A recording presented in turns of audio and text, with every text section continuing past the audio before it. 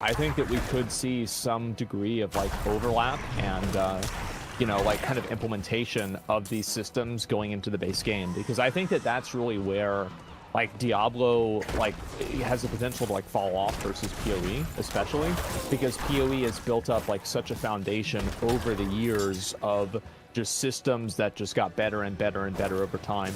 And even systems that weren't really that good, like Synthesis, for example, were still implemented into the game in more removed ways, like with Twisted Distant Memory and with like Vortex maps, and having still the implicits that you can put on the gear. Like, you still have Synthesis, but it's made in a way that makes sense for the current game. And I think that that's what Diablo needs to do, so the game doesn't just feel like the base game with a new flavor, and there's no sense of like the game never becomes more robust or more interesting. It's just a new version of the same stuff. Yeah. Yeah, there's like a huge problem that they had in Diablo 3 for the longest time, until like very recently when they actually started, like the last few seasons in Diablo 3, they actually started like adding a few like new systems, and they do a little bit here and there, and it's not just only rifts and that stuff. So they did a good job there, and I think it's pretty obvious in Diablo 4 that they need to go down the same route as PoE, with like implementing league mechanics or season mechanics as like a permanent thing. And they're doing that a little bit already, right? Varshan is still here. Yeah. Lorzier is like is a permanent addition, so I wouldn't be surprised to actually see the vampire stuff in season 3 as well. But you know, maybe it's gonna be similar to how Helltide works now. Eventually it pops up somewhere, you know, it's not always there because of new season mechanics somewhere, for example.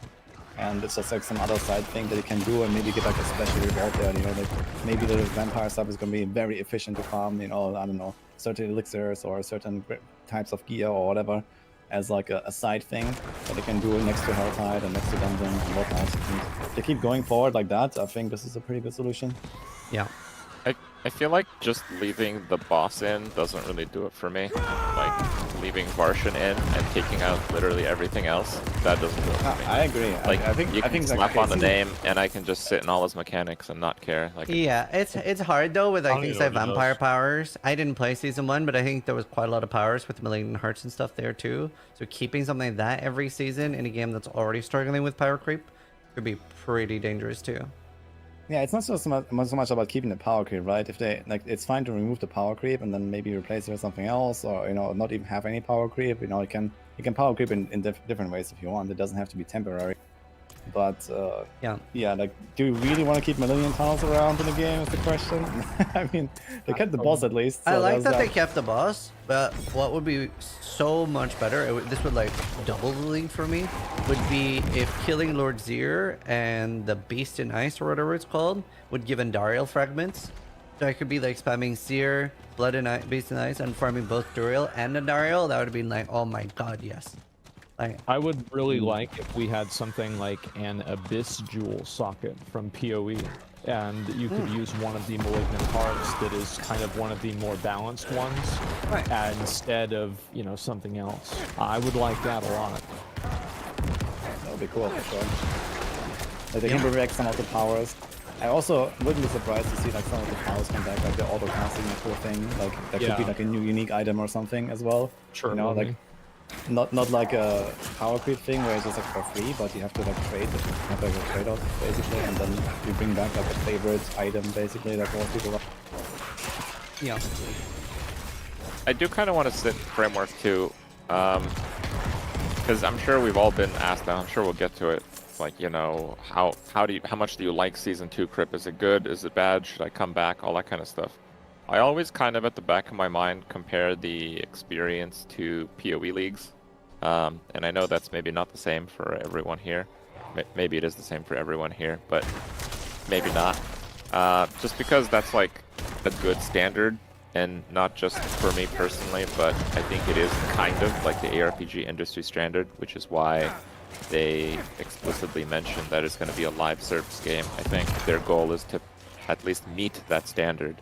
So, yeah, I think that perspective kind of puts it in, because for me, Season 2 did actually deliver a lot on what I want out of a league in PoE. Like, I think they hit the notes pretty well. Yeah, I think it was good. Yeah, I would say, like, what have I told people? I've told them, like, you know, if you should watch the game, make a decision for yourself, right? Like, should you play the game or not? But, like, if you've already bought the game and you own the game already, yeah, maybe try it out, you know, play it for a couple of hours, and if it sucks, then well, you wasted a couple of hours. Yeah. Yeah, I was usually, when people were asking me, people were like, it's worth coming back now. And I was like, you'll get between like 50 to 100 hours out of Season 2. For most people, I think. Mm-hmm. Yeah, and that's just one season, right? And then people ask, will I really get my money's worth out of this game or something? You always get this question, like, should I buy the game? Like, yeah, I mean, there's not much you can do wrong with ARPGs, I feel. You know, even if it's not in the perfect state right now and you're like a super try-hard blaster, you know, even then you're gonna enjoy the game for a while, most likely. And the casuals, I mean, generally enjoy it anyway, I suppose. Like, most of them at least. So. Well, that's really the thing, right? Is like the game's made for casual play. Yeah, exactly. Oh, absolutely. So a lot of people, like, that's also what a lot of people say, right? That this is really good for casuals, and you know, like, I think most people just like it, even if they just never get to the 100 or something. You say there's not a lot they could do wrong in the ARPG space, but I don't think people would exactly have that sentiment about Season 1. Well, it's more about like... I think games in general have incredible entertainment value. So it's like, I hate getting asked that question. It's like, people go to the cinema, right? It's like insanely bad entertainment value. People go out to drink. Yeah. Spend $100 in one day. Just buying the same stuff that's at the store for $20. Yeah, What I are mean, they thinking? Games are so like good value. I feel like I have a very like high value threshold on my games. I want like at least 1 hour out of every dollar I spend. Many of my chat said they want 1 hour every $3 they spend. I'm like, dude, if I spend $60 on a game and I get 20 hours, I'm pissed. Yeah. I hate this discussion. I mean, go to the park, okay? I think that it really depends, right? Because there's some people they can spend $70. It's not a big deal. You know, they have a good job, you know, they live in a good place, they're in a first world country, everything is good for them. And there's other people that have to save up money to buy $70, right? By spending $70. So it's just that, like, you can't really tell somebody, is this worth it for you? Because That's hard. they're going into it from their own perspective, like completely from their own perspective. Absolutely. Everybody's, you know, everybody's value proposition is going to be different. Yeah. No, I mean there were a lot of really good changes. I'm very happy with like at least it's going in a good direction, even though like I would want more days out of it. I was hoping to get like a week, but I'm already pretty done. Like my main goal was to get an Uber unique, which I already got. Yeah. Which one did you get? I got the Andariel helmet. Ooh. Are gonna use it? Are you gonna make a build around it? No, I'm like See, that's the problem, because like I basically did exactly what you did, Sis. I went did Uber bosses, but then the items that I got off the Uber bosses really encouraged me to make another character, so I did. And then, honestly, added up together, yeah, I got about a week out of the league, but yeah, two characters worth. Yeah. But a week out of the league, that's what I It's expect not bad. from a league. it's not bad for me. I think So I just Andariel's Visage wasn't that exciting for me, and I don't feel like. I think items need a little bit more excitement in D4. I was really excited when they were like, oh, we reworked unique items to make them more exciting, and the first thing they show, all that changed was damage.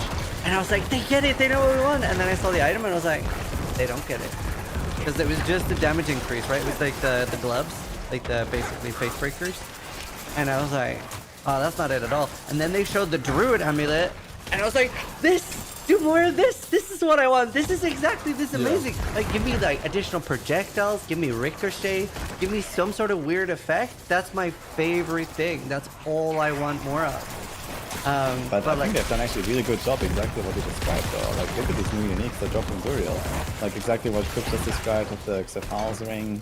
That, you know, it's like basically build enabler with like those explosions on your dots, and you have like, you know, like the gold sack Flicker crown, and yeah, there's like a flicker step exactly. But I'm using that on the Rain of Arrows, man. It's so much fun, and it really transforms your build. I think most of these are mostly damage increases though. There's not that many that like change the behavior. They're like a different way to add damage. Like even Axe Falls is just a different way to add damage to your build. Right? I think the prefer most- more like core behaviors.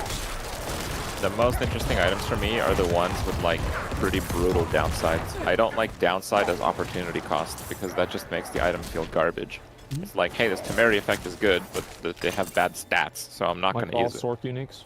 Yeah, I want an item that has a ridiculous stat and then a stat that completely screws you over. Right. And then your goal is to overcome the challenge to unlock the power. I Like, must have loved how I- Scourge. I think you're In a gonna see way. more like what Crypt describes in the future as well. It's I hope already, so. I mean, it's going in the right direction, but yeah. You know, they are trying to add ways to like make gearing more interesting. You know, like you scale your character with different stats now and whatnot. And I think you're gonna I go like that route 5 as well. stats. I would definitely like 5 stats. I feel like the 725. This is like, I mean, correct me if I'm wrong, but I'm pretty sure there's like an 820-ish breakpoint for like health scaling, because like I've upgraded pieces of gear and like there are certain things. The only thing that I think scales completely all the way up to 925 is armor, like the actual armor on the piece of gear, because even the health value scaling does stop somewhere around the mid 850s, somewhere around there. Yeah. So I feel like you get your gear and you are getting higher item level versions, and I really like how it goes up to 925, but I would love if there was a way to get gear with like maybe 5 stats on it, or gear with something else on it whenever you unlock it at like level 900 or something, because I do feel like the gear grind is missing that last 10% or that last 20% to it. Yeah. I think what we really need is something like corruption or so in from QE. I think that would be perfect because you have like so many kind of like decent, good items lying around in your stash. You have like 10 copies of different pants, 10 copies of different helms, and they're all good. And I'm just like, you know, okay, I mean, I need that one, and the rest I'm just gonna keep for whenever I want to swap my resist or something. But you know, if you had something like a chance to gamble on your items, that would be superb, I believe, with like the flood of loot that you're getting in D4. The 5th step being corruption only would be very, very cool, and like especially on like uniques and stuff. Like a guy in our guild found 2 Andariel's Visage. Like him actually like corrupting one would be pretty sick, right? Yeah. So Just I watch that think Shaco proof, yeah. I know, yeah. So and they're not tradable, right? I wish there was more of an economy in D4, but I really like what they did with the resistances. I thought I would hate it because from the way they talked about it at the fireside chat and the way they talked about the all rest on the amulet, and I don't know if they said it and it was only in the patch notes, but I at least didn't catch it in the fireside video that there was going to be a resistance drop between like world tier 2, 3, 4. So I was like, are we just gonna rest cap from like from putting diamonds in my gear and the amulet? Yeah. Like, is it gonna be that simple? But it actually added quite a lot, and I really like the resist. Well, I think that was a good step in the right direction. However, I kind of hate the like vuln crit change in a way. It is still better, and it enables more builds, but I'm not excited for any like damage stat now. Like they're all the same, right? It doesn't matter if it's close damage, healthy enemies, vuln, crit, they're all the same. So I still think it's good. Like it was better than before, so it's moving in the right direction, but it's very homogenized, the damage on gear. It's basically, it the might as well say damage, damage. There are some Damage differences, on actually. Tuesdays. There are some differences. I don't know if this is intentional or not, but like one of the Paragon legendary notables for Sork is up to 30% of your increase to cold damage is added as multiplier to vuln damage. Yeah, see, that's cool. Right. So cold damage, sure, but it's up to 30. So 300% cold. It's not that hard to get if you're cold, but actually it's kind of hard to get if you're fire. But here's the thing: there are multipliers. Like if I get cold damage multiplier, it actually multiplies the stat. Oh. So I'm actually using that thing that changes between damage types. So when it's fire, it's 30, but then when it's cold, it's like 10. Oh, the new legendary. Yes, and that's just because of how much cold damage I have. So actually, there are these subtle differences, but they definitely need more of them.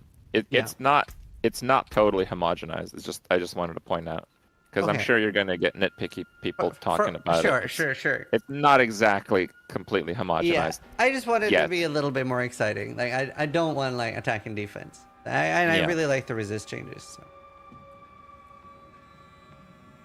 I mean, I've enjoyed. I think the resist changes are nice. I feel like having maximum resists. I think that they basically just took the system from PoE and pretty much just put it in Diablo, which is like I'm kind of okay with that. I don't think that's like a horrible thing, but yeah, I mean it's I guess decent enough.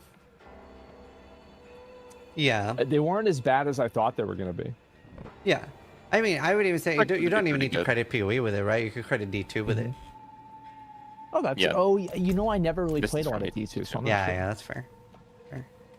I actually thought it would be like perfect, but actually I'm kind of the other way. I expected greatness, but was a little disappointed. Oh, that's Like I have 0 fire resist on my sword, and I have like 40 fire resist overcast right now. It's like just from passive. Oh, because you get everything from int. I'll have you guys know that the only reason I rolled a Sork this league is I assumed that Blizzard would not balance the fact that intellect scales resistances. And it would just be super easy to play Sork or Necromancer. And it seems like I've been right. Yeah. So good choice. it's a little bit more than that. So you kind of reach about 70 just having a fully geared out character. But Yeah. then the damage type that you pick always puts you over. So I'm fire, so I go to the fire boards, and the fire boards have incidental fire resistance. So Yeah, but yeah. I guess it's just like a perk of playing a Sorg in that case, right? It's just like Yeah. you play a Sorg and you have easy access to auras. And I mean, why not, right? And that's fine. It's just like one advantage of playing a Sorg. Yeah, that's fair. Didn't have that as a rogue. Still Yeah, team rogue I now. enjoyed. Yeah, like as a rogue as well. It's like okay, you get like 4 resist rolls or so on your gear, and then the rest you fix on your gems. And yeah, I kind of like that little mini game with the resists. It makes me like think a lot more about which items I'm gonna use to upgrade, and I kind of like hold off on upgrades a lot more than before, because it's kind of like this typical okay, you replace like 4 things at once kind of story. Yeah. But it's also like, you know, you do everything in one go. It's not like okay, you find this one upgrade, now you go back, you roll it, you go to your cultist, you upgrade it, whatever, right? It's just like okay, I collect a few items, I see what I got, and then I just like, you know, swap it around until it matches. And worst case, you pick up a few more nodes on paragons Yeah. and fix your last res, and that's it. That- And then you can still pop an elixir. The only thing that really tilted me there was ring implicits. Like, someone had found a really good ring, and I'm like, oh, the implicit actually like undercaps me to like 60 poison or whatever. I'd be like very annoyed at that, but still doesn't annoy me as much as boot implicits. I don't know. Like, I feel like, especially this season with the bugged a metamorphosis. little, The right? metamorph- yeah. Yeah, like I feel like doing anything but +3 of aid is like super inting. So I would find like really perfect boots, but it was like I can't remember what the other implicit is. Not the Movement increased speed. Oh, there's another one Oh, too. the other one. Your attacks Attacks reduce the reduce. cooldown. Yeah, I I was like, like that one. I like hate that one. I hate it. But the I'm movement using speed one speed doesn't I think work. it's great. Oh really? What? Yeah, the movement speed one I thought you were talking about, because you don't evade when you use metamorph. It's not exactly Oh. evade, so you get no movement speed bonus from it. So like with this season, with everyone using metamorph, obviously, I mean they I doubt they're surprised. Like, wait, everyone likes to massively improve and deal massive damage with their evade. Of course they did, right? So Oh, that's interesting because I'm not running that. Yeah, I'm not Really? running this. Why not? Yeah. oh, okay. Okay, I used it for the flicker step build, but outside of flicker step, I have like no use for evading that much. So I just run at capped movement speed anyway. Who cares? But it's permanent unstoppable. Yeah, it's not. Yeah, who cares, man? Nothing CCs you. This is 2023, man. Oh, It's also them really good before with they do it. like, is it temerity or whatever the pants are called? The like 40 multi pants. it sounds well, like there's- it sounds like they fixed so many problems with Usual. You just have to create some of your own to play the game Yeah. you want. Yeah, I'm trying. Yeah. Like, I don't know. Like, I mean, they nerf CCs so much. There's like not that much going on, honestly. That's And, fair. I feel like they nerfed like the monster, like the snakes are nerfed, and you know, like all of the elite avatars are nerfed. Like unstoppable is extremely optional these days, even on hardcore, I would say. Well, it's still that modifier that's that Tybalt's Will or whatever Yeah. the fuck from Duriel. I got a 40% roll on that. Yeah, oh same. my god, So that thing good. is very good. Very good. Yeah. Did you actually notice something with that? I feel like this thing might give you too much damage or something. Like I'm not sure what's going on with this. 40 tried, like, more doing is it a with- lot. No, it's just like it feels more like times 5 or something. Like they added a 0 too much or so. Well, I think I'm it's a not sure. multiplicative.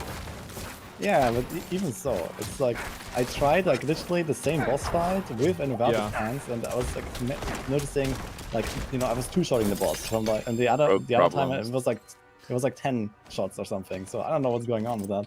I think that's pretty accurate though, no? Like it's the same in like Nice. PoE. If you get a 40% multiplier on an already good build, you're gonna like one shot. Do we even math?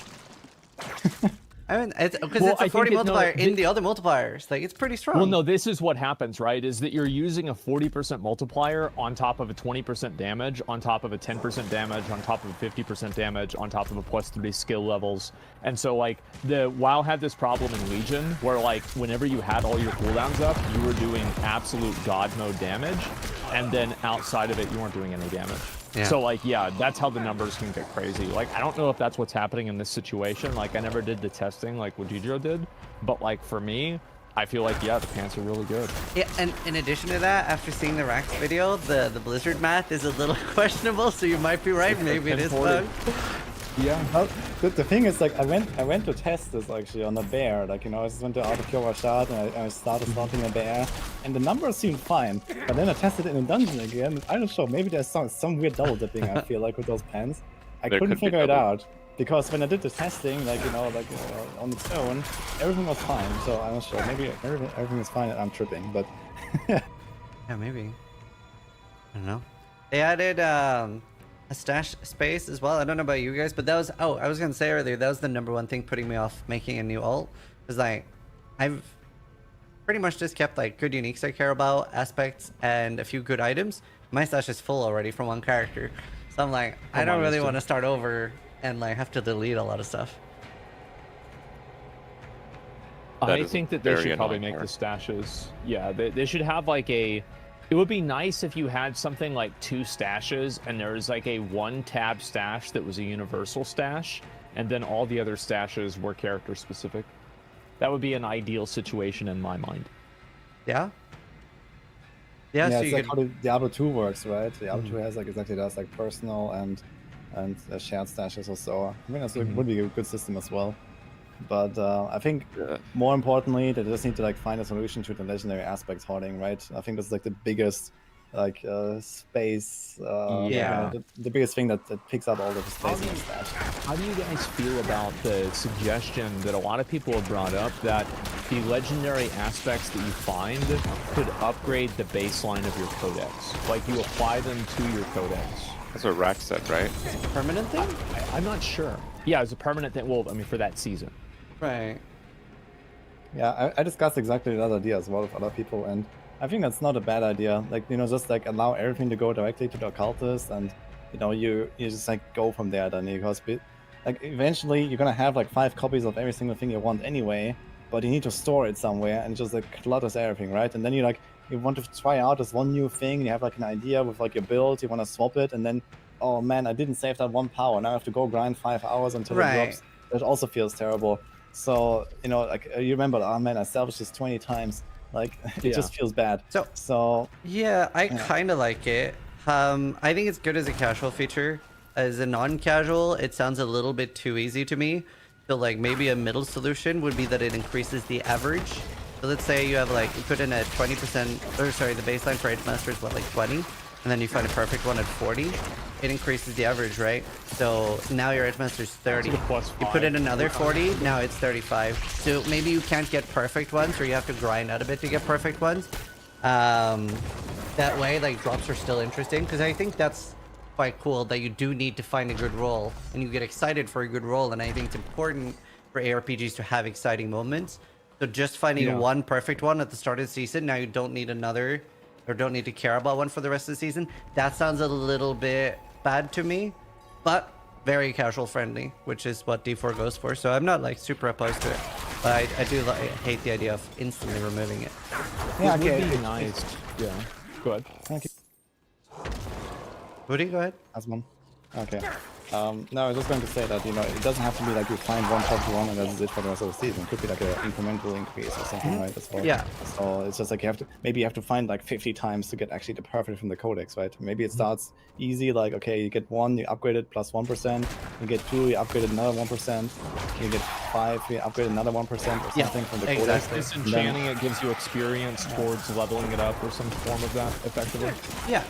Yeah, something like that.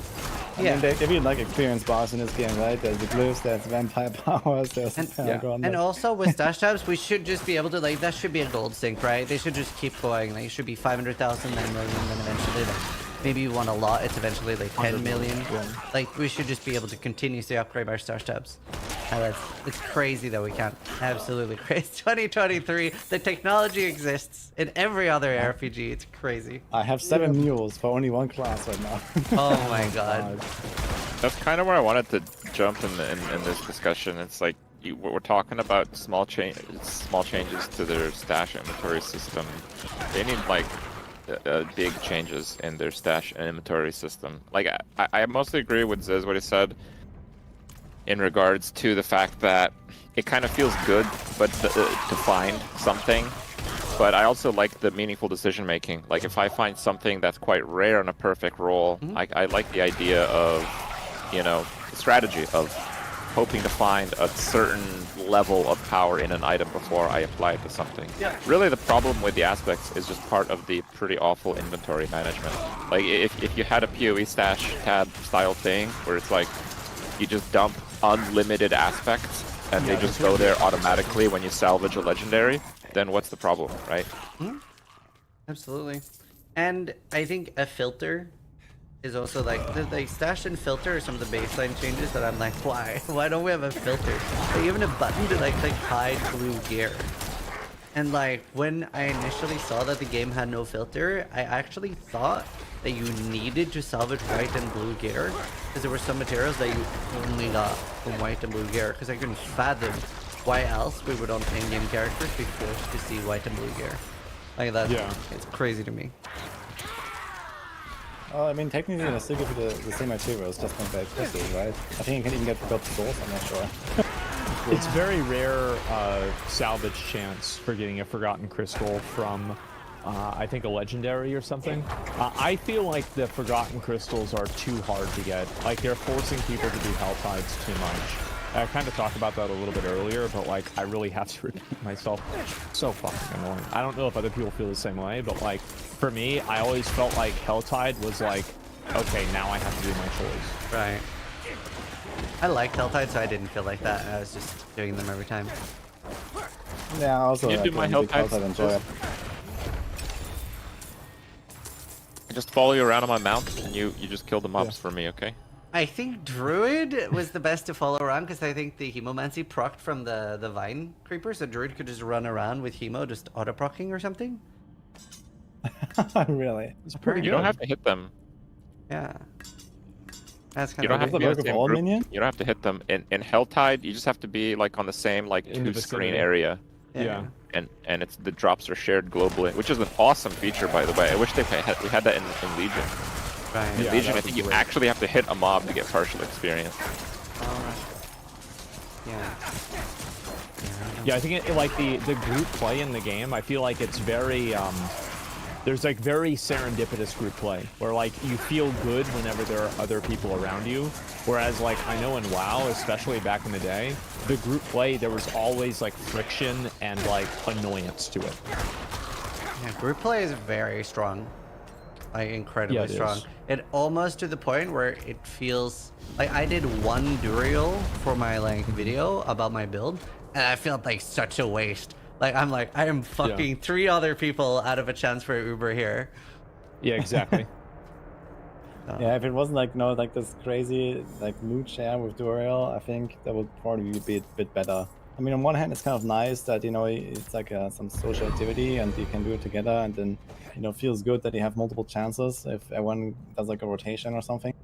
But on the other hand, I feel like it's like too forced. I totally agree with this. There, like, I want to go in. For example, when I make a build, I'm like, okay, I want to do like this is what I do in PoE. Like I do like one round of all the Uber bosses with a build, and do like the Similar Chrome, you know, all that stuff, right? Yeah. And exactly like this in D4 as well. Like, you know, I want to do like one round of 2-100s, I want to do one round of Lilith, etc.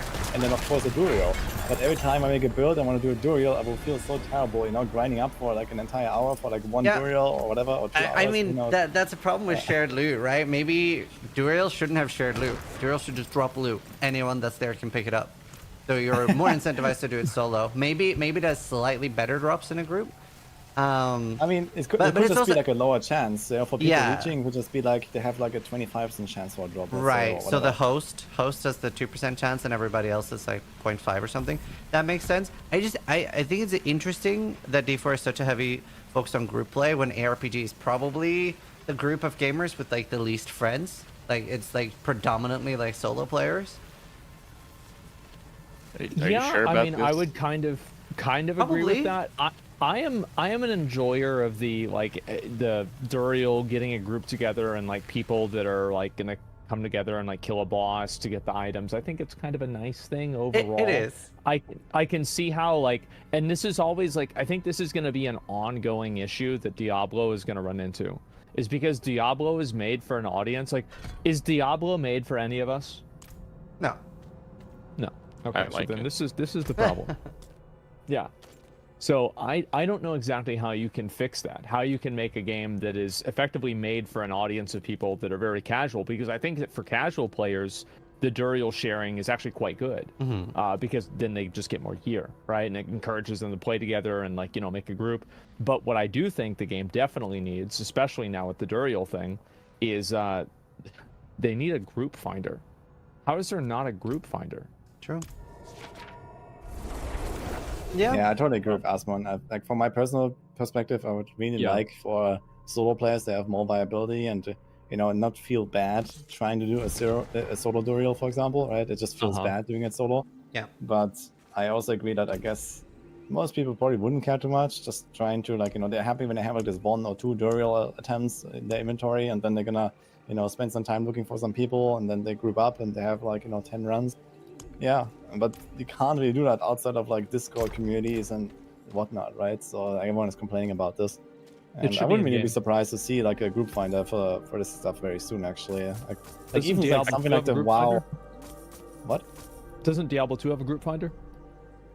I'm No. not sure about Diablo 2. Diablo 3 has like public games, but this is Oh, like it a doesn't. really trash feature. Ooh, okay, never mind then.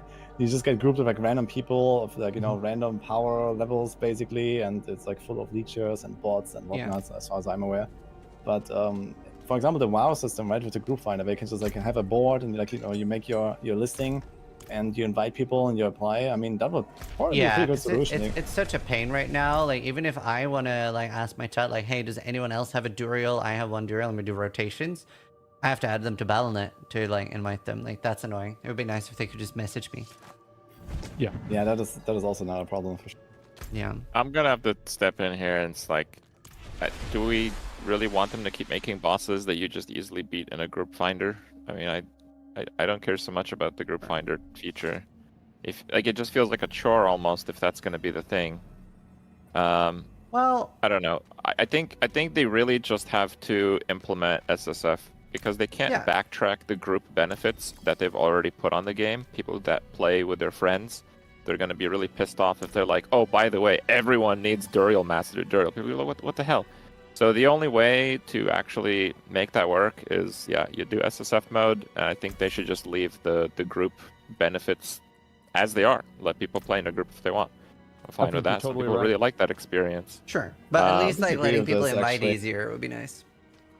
I mean, you could like remove group benefits or like lower them at least, and it can buff the base drop rates, for example. So I don't think this is a really good argument. You can just, you know, make the drop rate for Uber unique like 5% instead of 2%, but you know, it's like more solo viable. I think it's like So- two different arguments, right? Because like I feel like everybody here is in agreement that having a solo self-found option would be good, Yeah. right? Like this Absolutely. would just be a good thing. Like, not that like you would have to play with it, but just if it was available, I think it would be good. And I think yeah. also like if you nerfed it and you made it to where people weren't able to get as much gear effectively from playing with their friends, then yeah, that would kind of suck. If they buff the base chance, like if you only got a lower chance whenever it wasn't your summon, and whenever it was your summon, you got a higher chance, I would kind of be okay with that.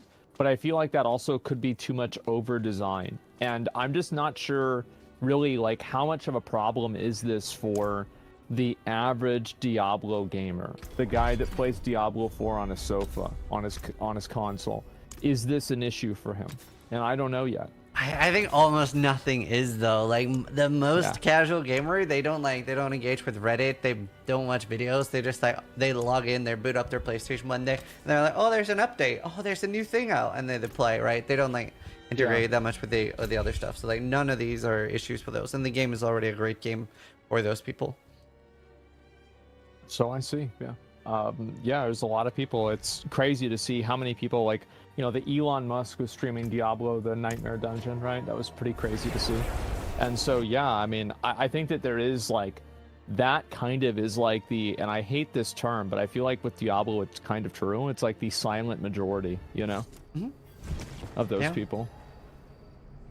Yeah, I mean, a lot of the absolutely. things we're complaining about is like very like for like no lifers and stuff. But also like the most of the people that watch us aren't casual players. Like obviously there are casual players in the chat, but most people probably There's also play people like that aren't.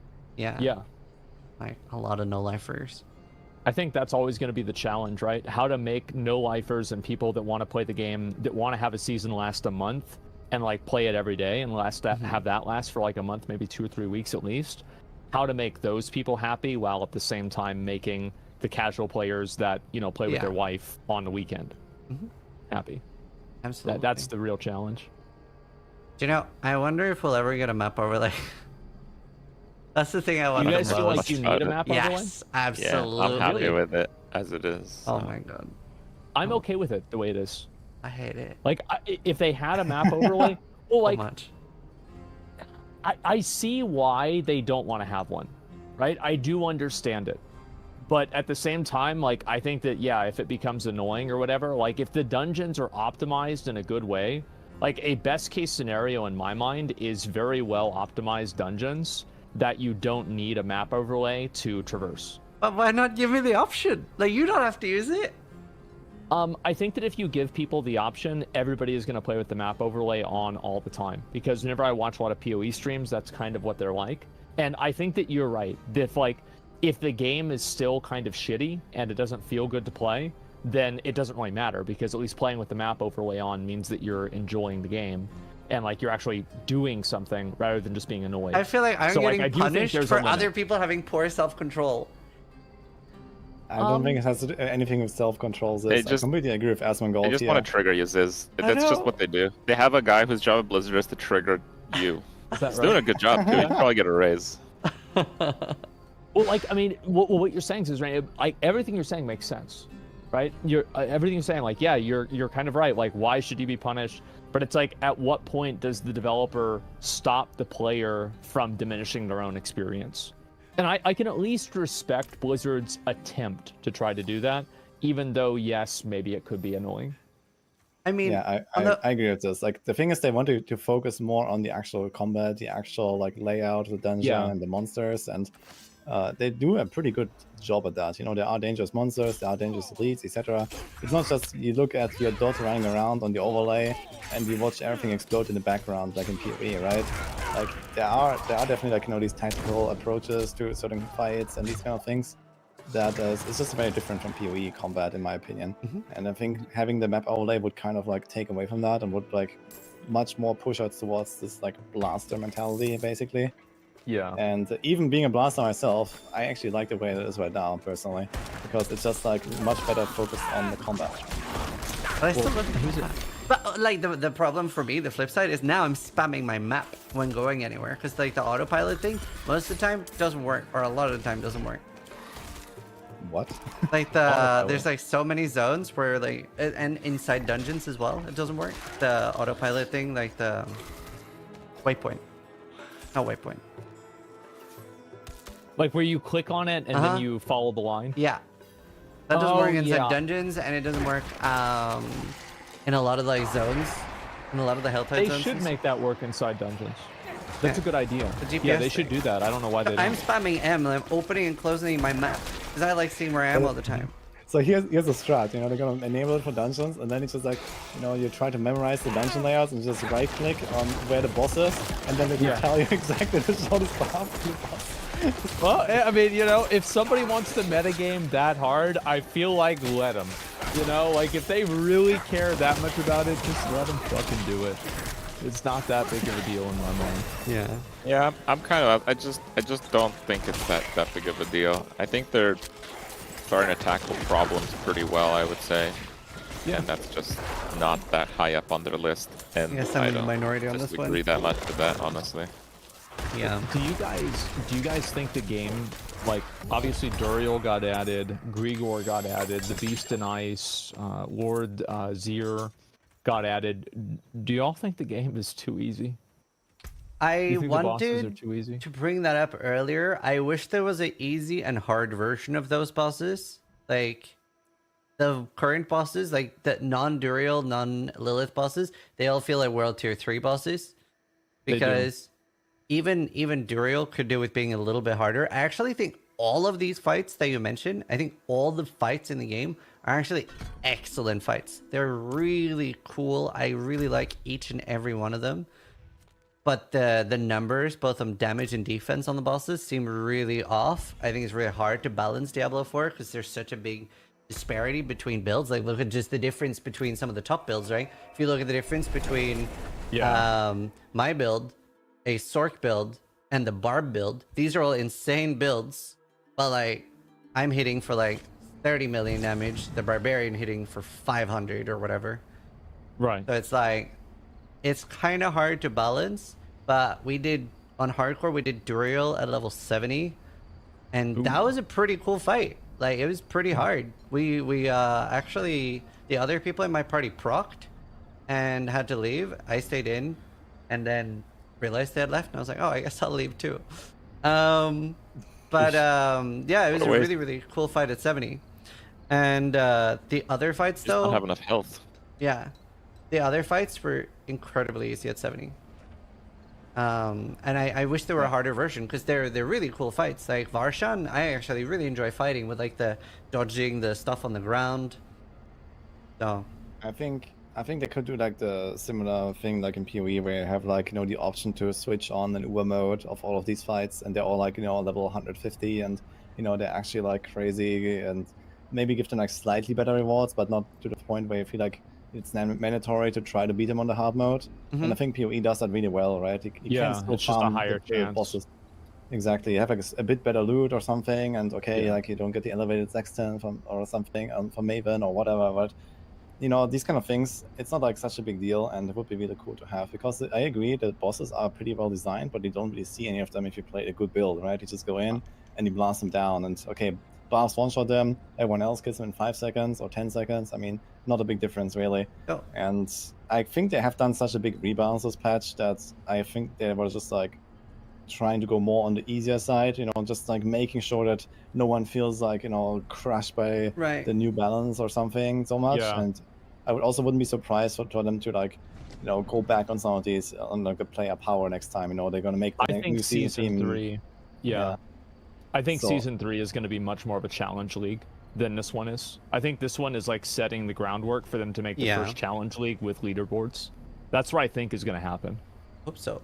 That'd be nice. I do want to quickly butt in on the PoE comment. Like the PoE way could be a lot better too, because it's quite punching. A lot of people feel like if you're not doing an Uber, you're wasting it, because you do have the Uber drops in PoE. I think the best way, in my opinion, of differentiating, which PoE, in my opinion, should do as well, is that the Uber version and normal version should both have really separate drops, so that it's like they should both have valuable and really good drops, right? So that if you're doing the Uber version, well, you're not getting the normal version stuff, and maybe you need something from the normal version. I'm a big fan of like separate loot tables there. Then you have like a clear reason to do the different ones, and So that way you don't feel like you're wasting it. Yeah, I can see what you're saying. I think that's a good point. especially in softcore, like in hardcore and PoE, it's not a problem, right? Because, well, I can't do the Uber versions, I'll die. And it's still quite valuable to farm the normal ones. Whereas on softcore, I know so many softcore people on PoE feels like they're wasting an invitation by not doing the Uber. Mm-hmm. Especially Yeah, on that's Maven. kind of what I felt. With, Before we get I would to- sell all my invitations. Before we get too off track, I kind of just want to mention, I think we actually talked about this in the previous one, but I think the issues they experience in Diablo is because, yeah, the numbers aren't finely tuned, Yeah. but also, more importantly, they don't have a constraint on defense, which is interesting. Like, you can get 2 rolls on one piece, 2 rolls, that will double the EHP of your character. Okay, like, an item like that in PoE doesn't exist. Maybe Aegis Aurora if you're already built into it. Maybe, right? Yeah. That's what we're talking about. So they're double downing on putting a constraint on damage, which, again, I can't tell them is wrong. It's interesting, right? It's interesting. I can't tell them it's wrong. But then those numbers aren't finely tuned either. Yeah, we have barbs that are literally killing the healthiest boss in one hit in a 4-player group. So they're kind of letting balance seep through the cracks on both ends, which is really a problem. And I don't know, maybe that leads into itemization a little bit in the discussion, because that is pretty questionable. Like, again, in PoE, there is almost no item that half of it would essentially give you the survivability benefits that an item in D4 gives you. Like, you can get a chest with 4 survivability stats. Hell, you can get an amulet with 4 survivability stats in Diablo 4. Yeah. Yeah, No, I agree with that. It's also like very strange, but I think that's also why so many people have so many issues actually surviving in higher tier content as well in Diablo 4, because they kind of like neglect these defensive stats, and then they come to my stream, they're asking like, "Hey, what can I do? I'm dying all the time." And then you like explain, okay, first of all, to resist capped, and if yes, like, do I have any defense? And if the answer is no, they have no armor or something like that, you know, this get blasted, right? And if you have like these 2 or 3 rolls, suddenly you're like a tank. So I think like there's like a too much of a jump basically from like these kind of like details almost that you have on like a few item pieces. It's pretty extreme in Diablo 4, and I actually not sure if I really like that too much. So you think that there should be, like, theoretically, right? There could be 2 offensive and 2 defensive stats on each piece of gear? Like, It doesn't have to be like that. Yeah, I'm not really sure exactly how to make that work, because yeah, you're kind of right. I mean, you can probably build a little bit too much into defense. Yeah, it's maybe just like that the defensive affixes are just way too strong compared to the offensive affixes that you can get in the same slot. Like, if you look at a chest piece, you can roll damage on it, but the damage is completely irrelevant. You know, you can get like 2% damage, or you can have, you know, plus 25% EHP, right? So it's not the same, you know, not anywhere close in the same galaxy even. You know, you always go quadruple damage reduction on your chest. You know, there's no question about it. You would never roll like actively an offensive stat on your chest. And they're additive stats, so they're not even the good multipliers. Yeah, exactly. They're just trash. You know, they're just, you know, there's never any chance that you would want this basically, unless you really want to just do like, you know, some open world speed farming setup, but then you have enough damage anyway, so who cares? So if you want to do any kind of like challenging content, you want the defense. So there's also the problem with legendary powers. Like, most legendary powers are like 30% more damage generic, kind of, but then the survivability ones are also like 30%. Like, how does that work when on the items it's so lopsided? Yeah, that's the same story there, right? You can just kind of like replace 1 or 2 legendary defensive powers with 1 or 2 rolls on a gear, right? Yeah. And it's just like, okay, now you can put, you know, utility ones on your helmet, your chest or something, and yeah, it's very strange. Yeah, it's pretty hard to balance. It is sad because, like, I don't know if you've tried fighting the bosses like super under level, but when you're at a level that you're not like killing them and not like when their moves aren't dangerous, they're really fun. Like, all of them are really fun. And well, like, okay, so I think they kind of mangled Uber Lilith this season. Like, it was very, very disappointing to like one-shot her. And I really liked her in season 0. I'm kind of like beating myself up a little bit for not killing her while she's that dangerous.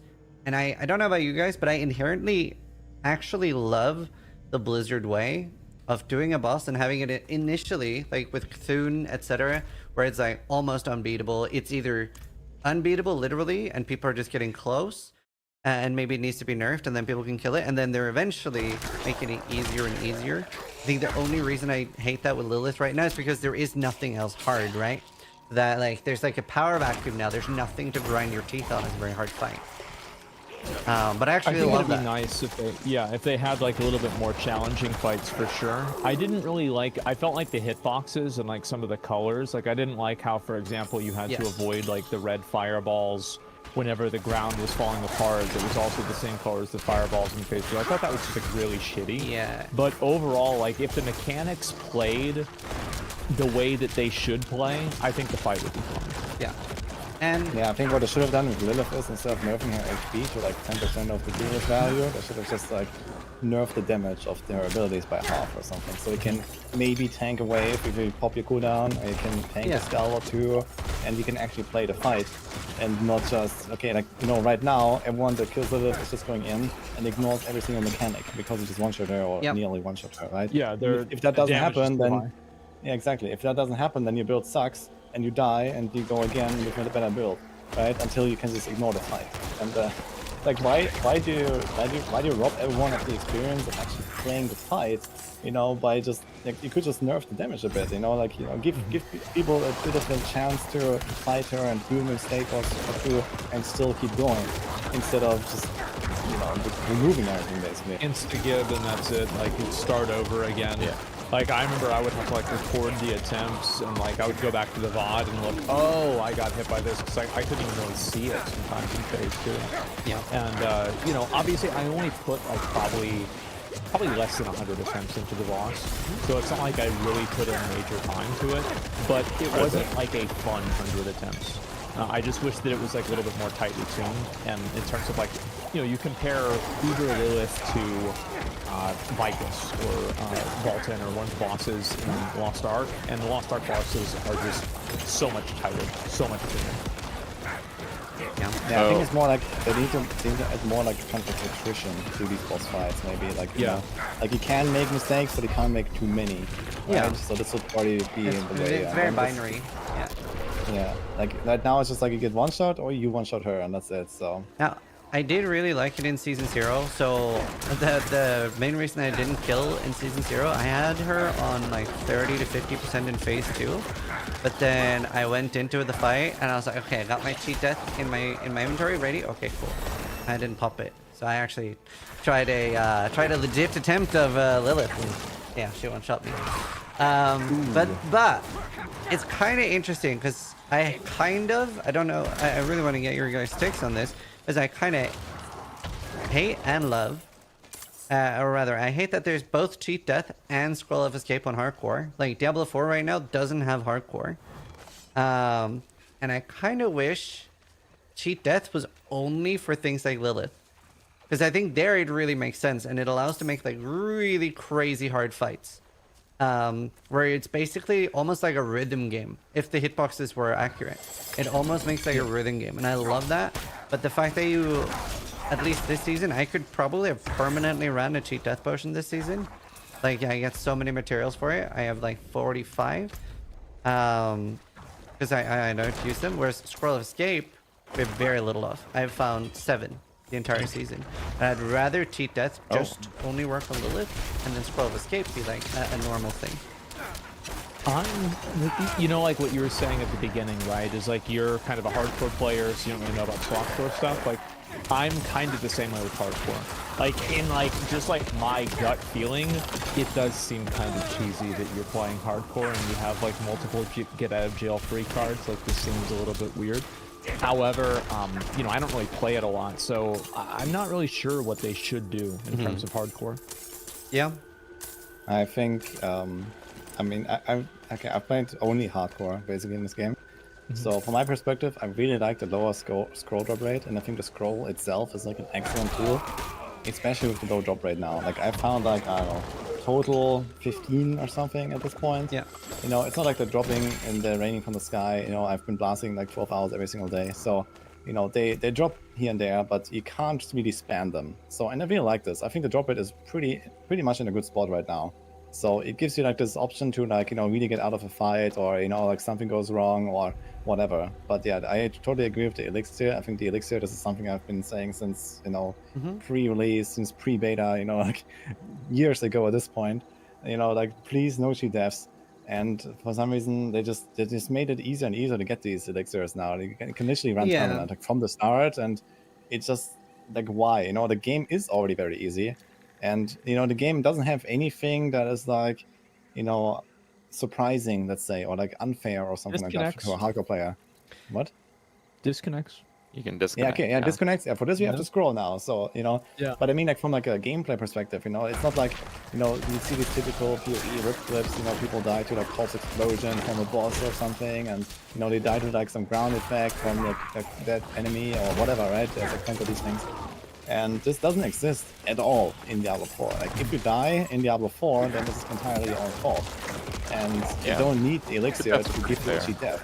And you have to scroll on top of it, so even if something goes wrong, and you understand that you're like in a tough spot, you can still use a scroll, but you can't do it that often. So I think with the low scroll drop rate, and with how the game is balanced right now to be relatively easy, it would make the perfect sense to just like not have the elixir at all, or at the very least Yeah. have it like 100 times more rare. You know, if I can pop like 1 elixir per 50 hours, or whatever, I think that would be okay.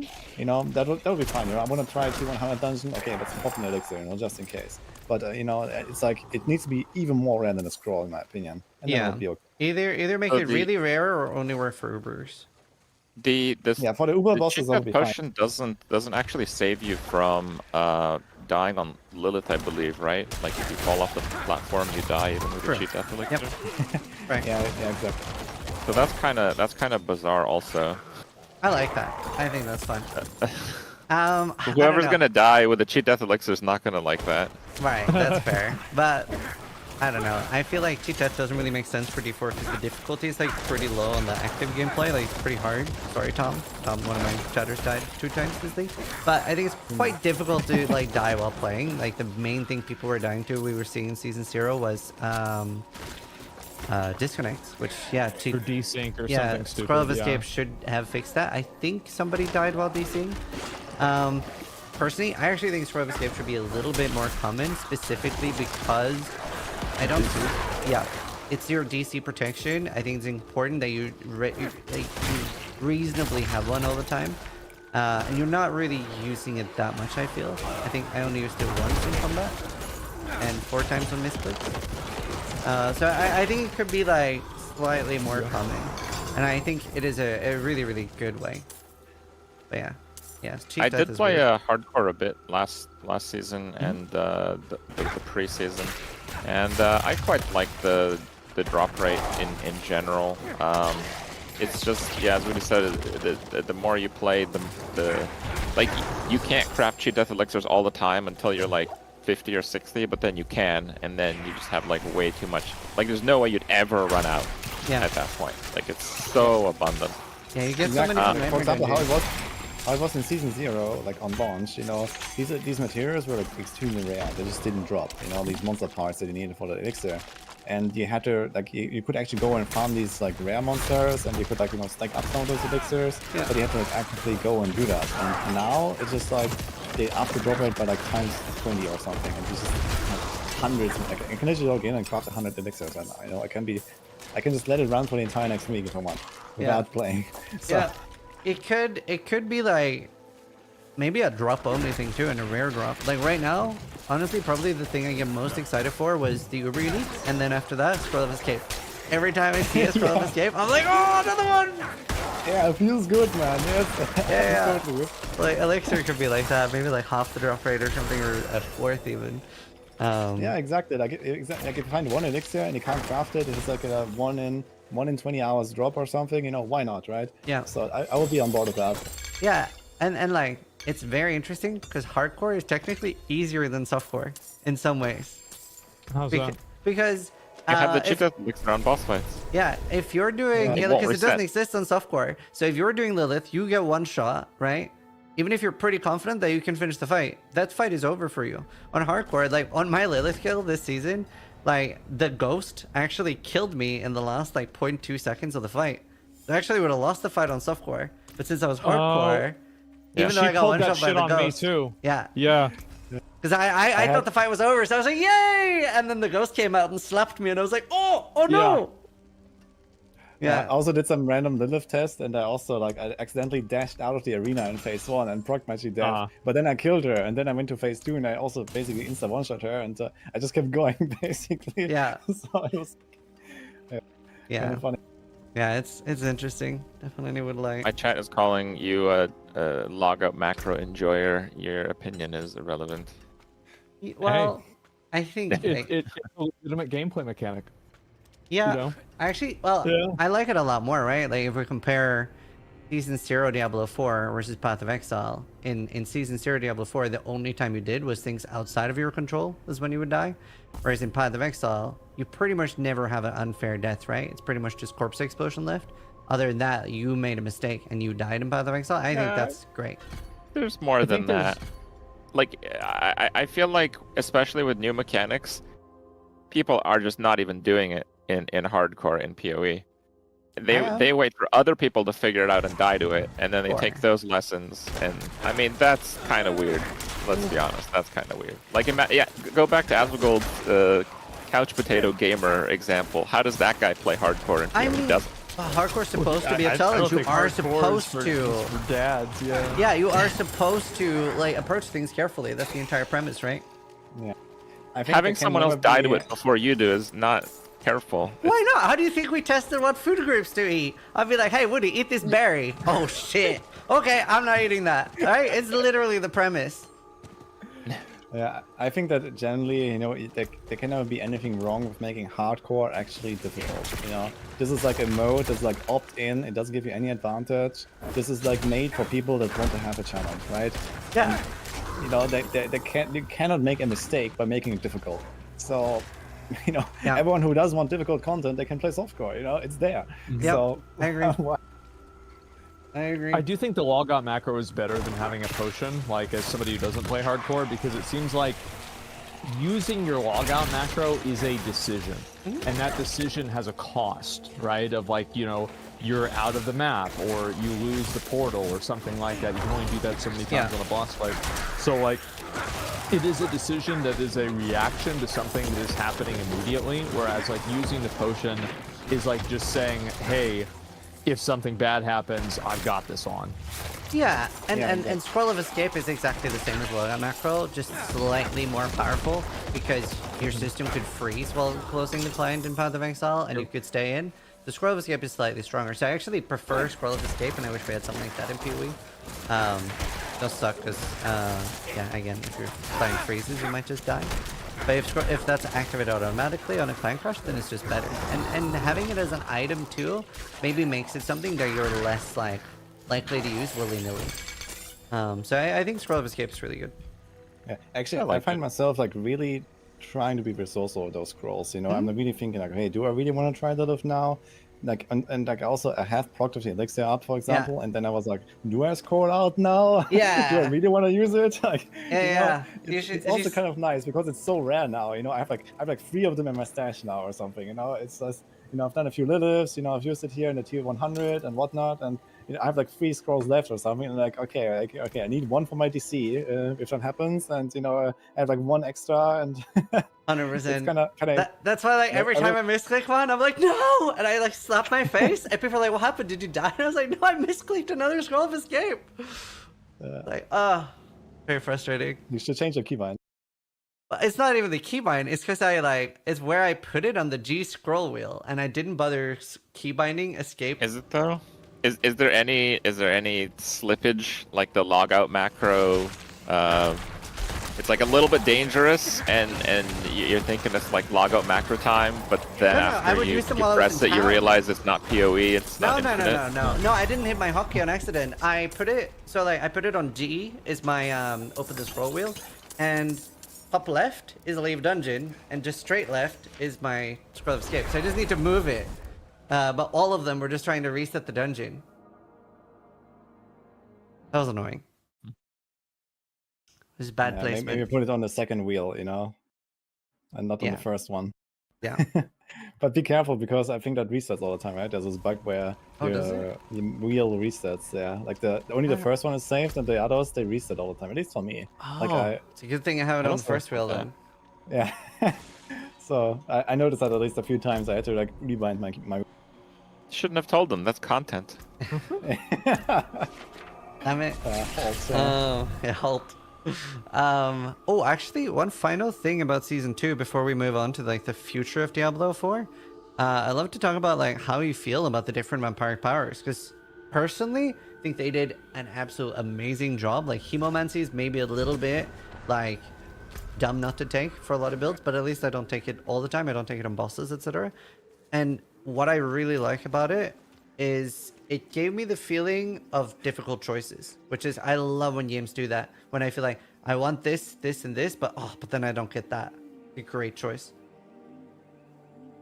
I think thematically they're very good, but yeah, I wouldn't necessarily agree with Hemomancy. Like Hemomancy is good for like leveling, but you're playing a rogue and it's got like physical scaling in it. Like imagine all those powers. I mean, they're vampiric powers. Why is it even physical? Why is it I not like one-shot shadow? everything at like in even like the Right, but it's physical. Rogues have some physical scaling. right. Not really. I don't Storks scale have physical. no physical scaling. I don't Yeah, they're scale all physical. physical based. Well, don't you incidentally? No, I just forced it to be crit and then scale crit. Okay, sure. Yeah. But my point is like, I think thematically they're pretty cool. They certainly change up how you make a character, which is the most important part. I think they do deliver on that end. Mm-hmm. But yeah, and I think there are some variants. Like I actually think the most powerful one is Ravenous, the one that gives you like 80 attack speed. Oh, Like, yeah. I don't know how that's not the most broken one. Like I think that's maybe even more broken than Metamorphosis, which I think just about everyone has. Yeah, it's very Well, strong. I have neither Ravenous nor Metamorphosis, so Wow. I'm doing something wrong here, I think. I'm gonna toilet real quick. I'll be right back.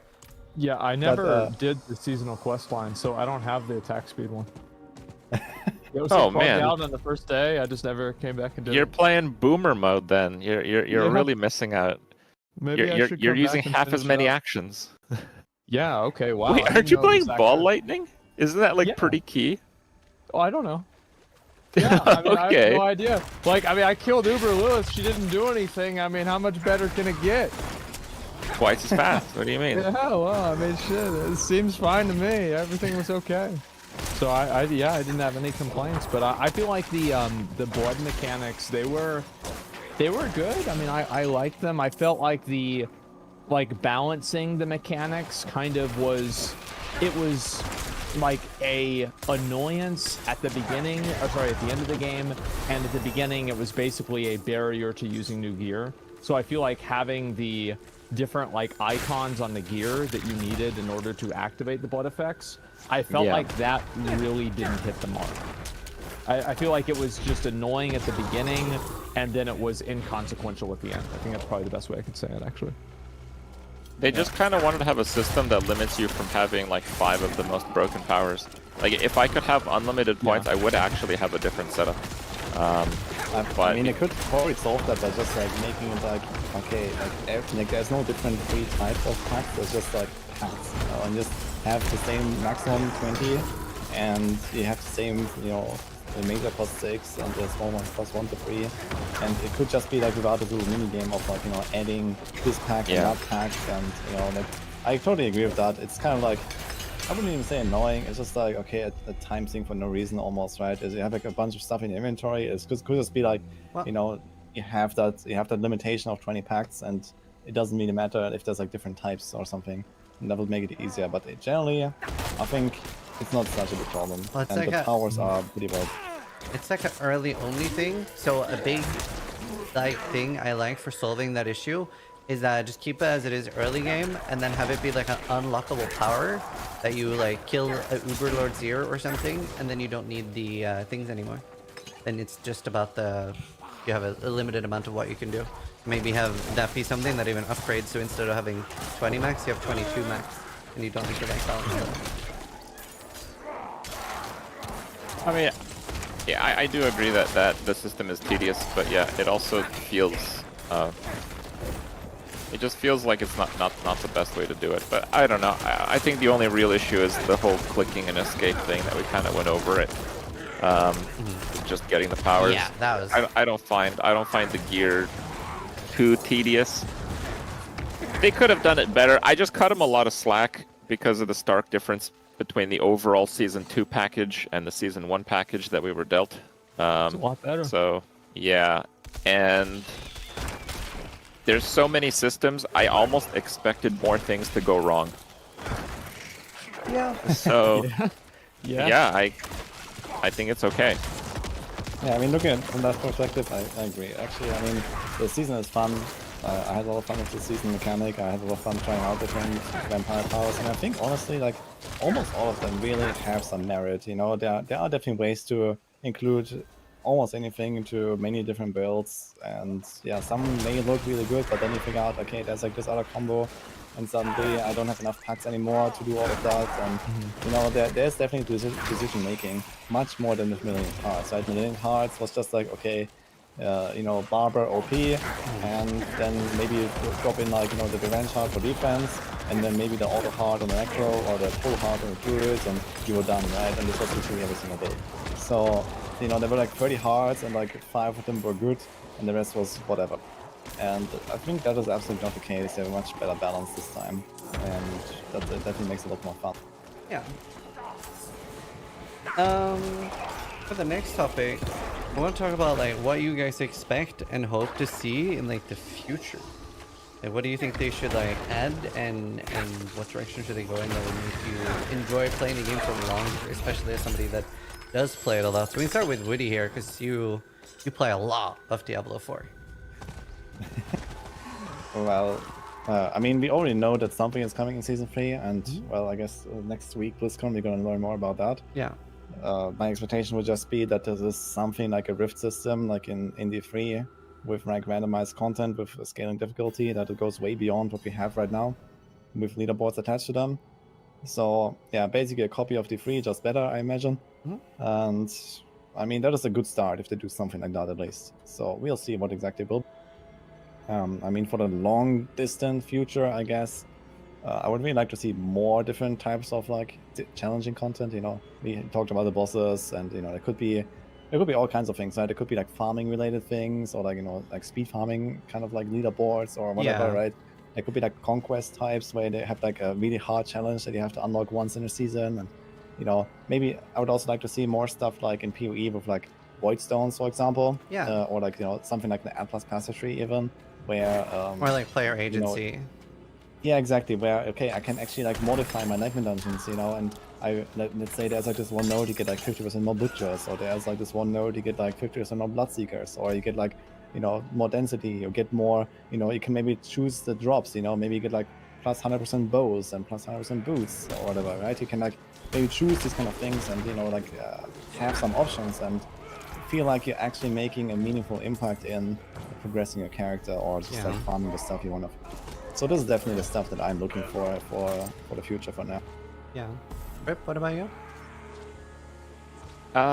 Again, I kind of want to reiterate, I'm pretty happy with what they did this league, or this season. Sorry, I keep mixing it up with PoE. But yeah, for me, the benchmark has been PoE leagues. I'm comparing it to that, and for me, I kind of got like a week worth of gameplay out of it. I feel like the main things they have to do are build upon the game, so they don't scrap too much of the vampire system and everything that has to do with that, and then just add another system next season. Not what they did with season 1 to 2, but I didn't like season 1 that much, so I didn't mind quite as much. I also feel like probably through itemization, I'd like to see them give us kind of broad thematic leanings toward character. Like, I want to make this character a lot more defensive, or I want to make this character a lot more glass cannon.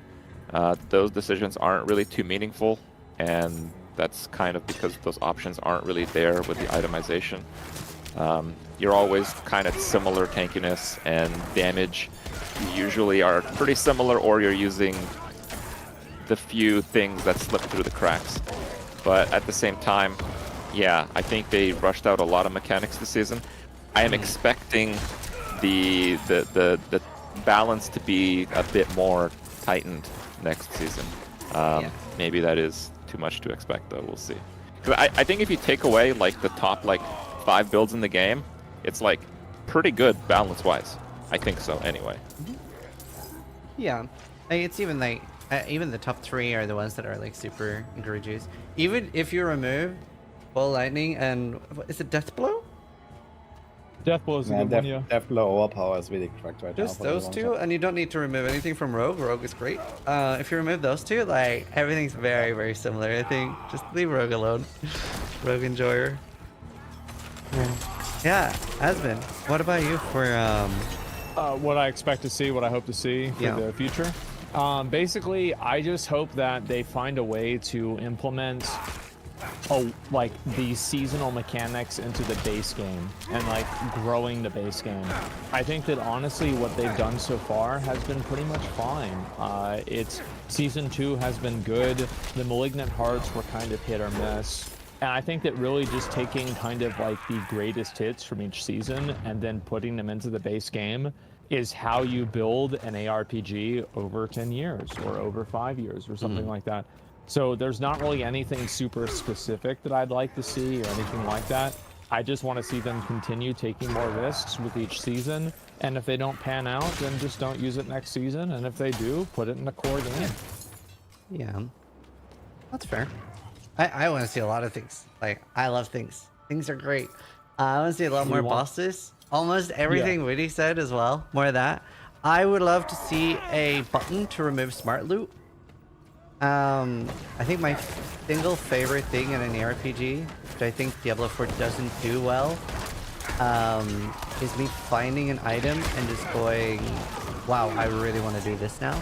And I think it's so limited what you can do without in D4. Even some of the uniques from bosses are like class specific, like druid, like can drop only druid things, etc.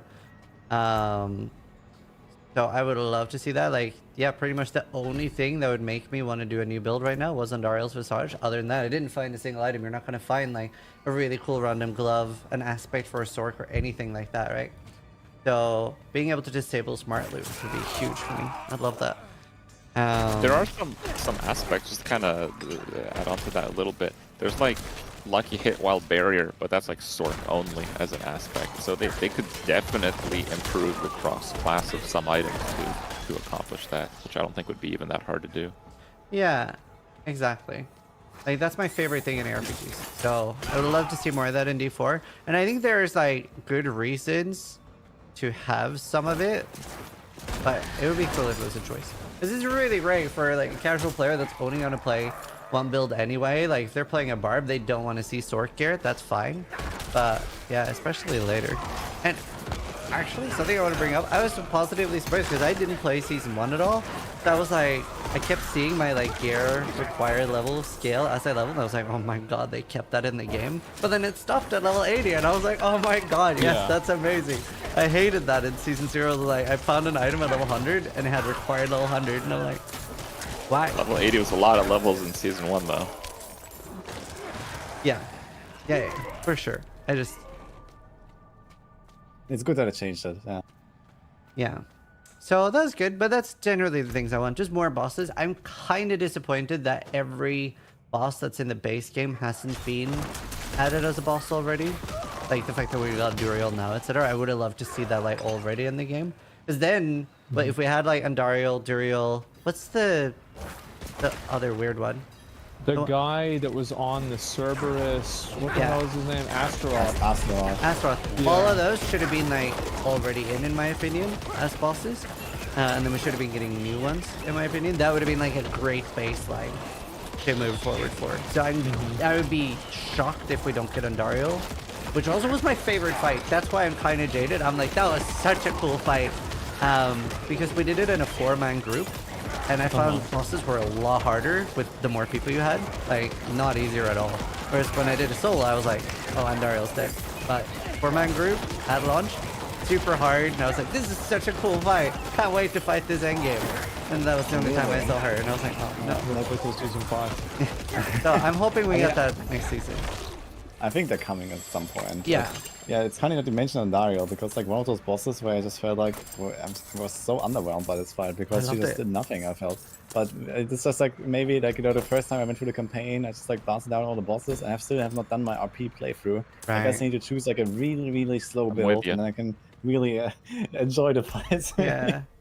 Yeah, it was just because like we had like we didn't really know what to do with builds and stuff, so like some of our builds were pretty bad in 4-man HP, so we were like, it was like a proper fight for us. We were like, I'm chained, Like move out, in for more damage. And I was like, oh, it's so fun. I had a great time with Andariel. What do you guys expect to see? I'm guessing we're not getting a new class until an expansion. What do you think will be the first one, or will we get two? It's got to be Paladin, man. Like, I mean, there's no way Or you a can have a Fallen. Diablo game and not have some sort of Paladin, Crusader, or like Monk, or like even Monk isn't really the exact same thing, but I think it's gonna be a Paladin. Yeah, there's no healer class. The only Yeah. class that uses shields is Necros, so there's no like guardian defender type healer. I think they said there it's not going to be a class that has been in another game, but yeah, like priest, cleric, use your imagination type of thing. Yeah, I something could like see that. priest. Or Are you excited to roll yet another resistance on your gear? wait, what? Holy resist. Holy resist. Yeah. Monsters don't do holy damage.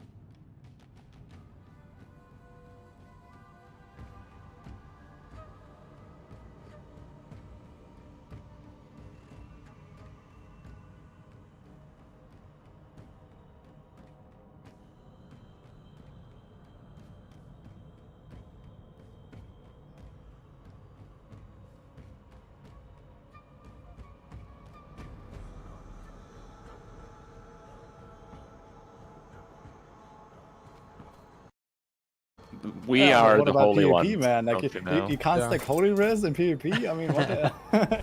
Yeah, and it's a really good damage type because of that. Wait, this has never been done before. I had to go PvP for a season journey. I like butchered some poor little 26.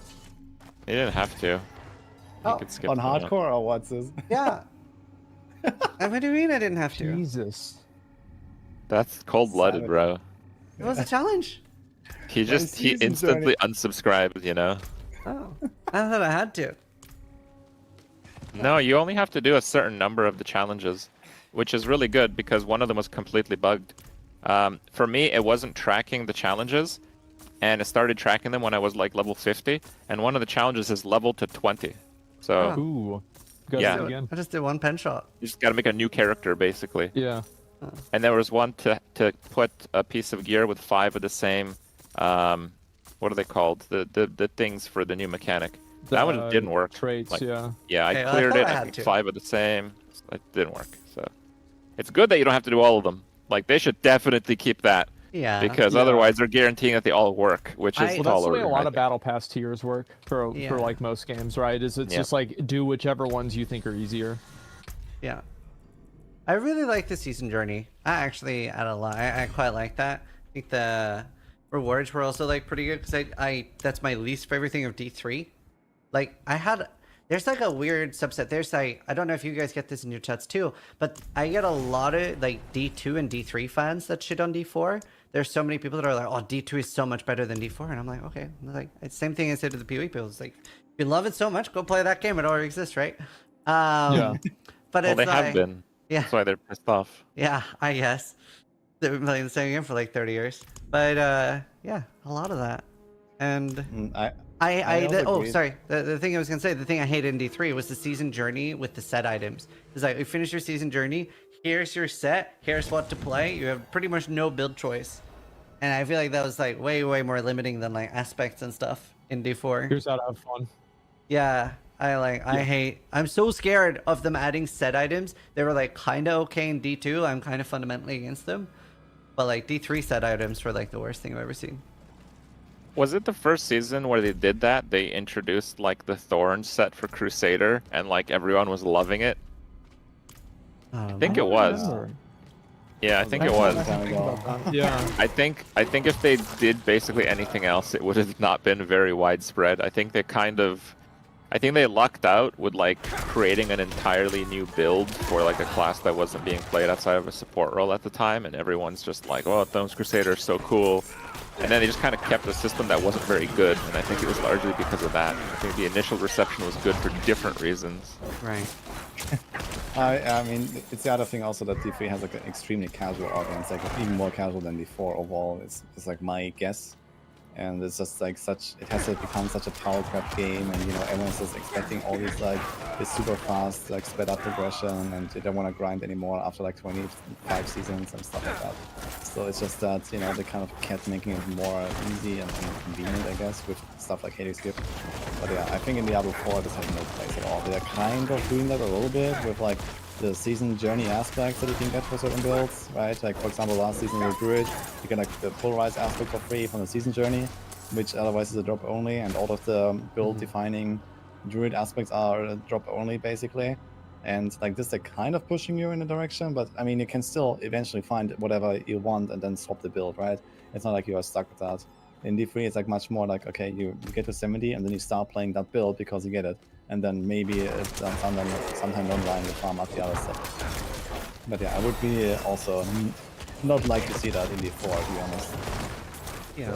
So, it's good. It's just like, give people like more of this randomness and this like, choices and decision making than this, okay, like here, have your free, times 200 multiplier and Yeah. enjoy.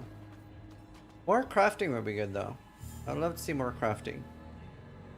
Yeah, I wonder. Yeah, resistance swaps are coming for sure, I think. Yeah. But like That- just that more in makes sense. general. And like you said, like corruption. Like I think that's like I generally want ARPGs to be very different, but that's like a thing I just want in every RPG. Like some way to like risk your item, corrupt it. It's such a fun like at the end feature, and especially since ARPGs are so seasonal. Like, you're like kind of last day of playing it. You're like, oh, you know what? I'm going to play something else tomorrow. Corrupt everything. And you're like, oh, but now maybe I want to play a few more days because I hate something crazy. Like, that's so fun. Yeah. Yeah, and they could actually make it like some really crazy stuff, right? With like higher chances and lower chances, and there could be maybe just corruption that gives you like, like an extra skill even or whatever, right? So suddenly, or you can trigger certain things, or there could be like crazy things, right? In PoE, most corruptions are just outside of like the curse corruptions and like gloves or so, they're like kind of like just stats.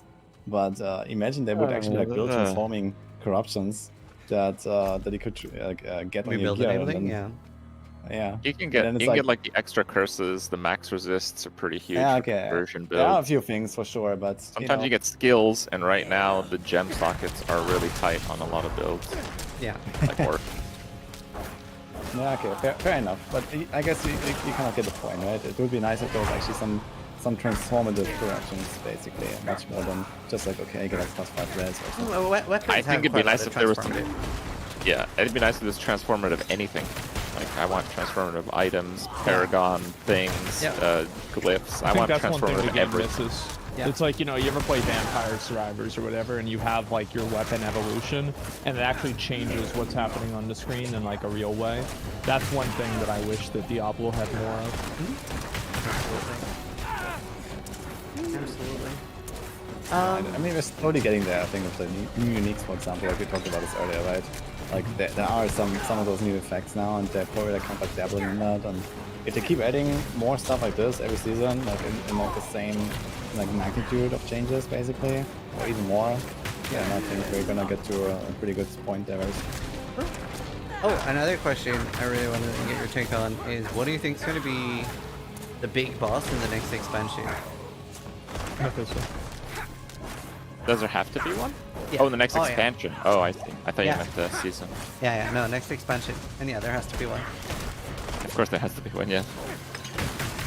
It's your mission. Yeah, absolutely. Mephisto for sure. Okay. Think so? I think they Okay. Yeah, they said. I mean, okay. If you look at the campaign, they have like this cycle. Like there's like this hatred begets terror begets destruction or something. Like just like part of the campaign. That's like the only thing I remember from the campaign. And it seems like very clearly like, you know, the first Mephisto, then it's basically the Diablo 2 combo. You know, first Mephisto, then Diablo, then Raphael. I'm pretty sure it's gonna go exactly that way with each having their own expansion.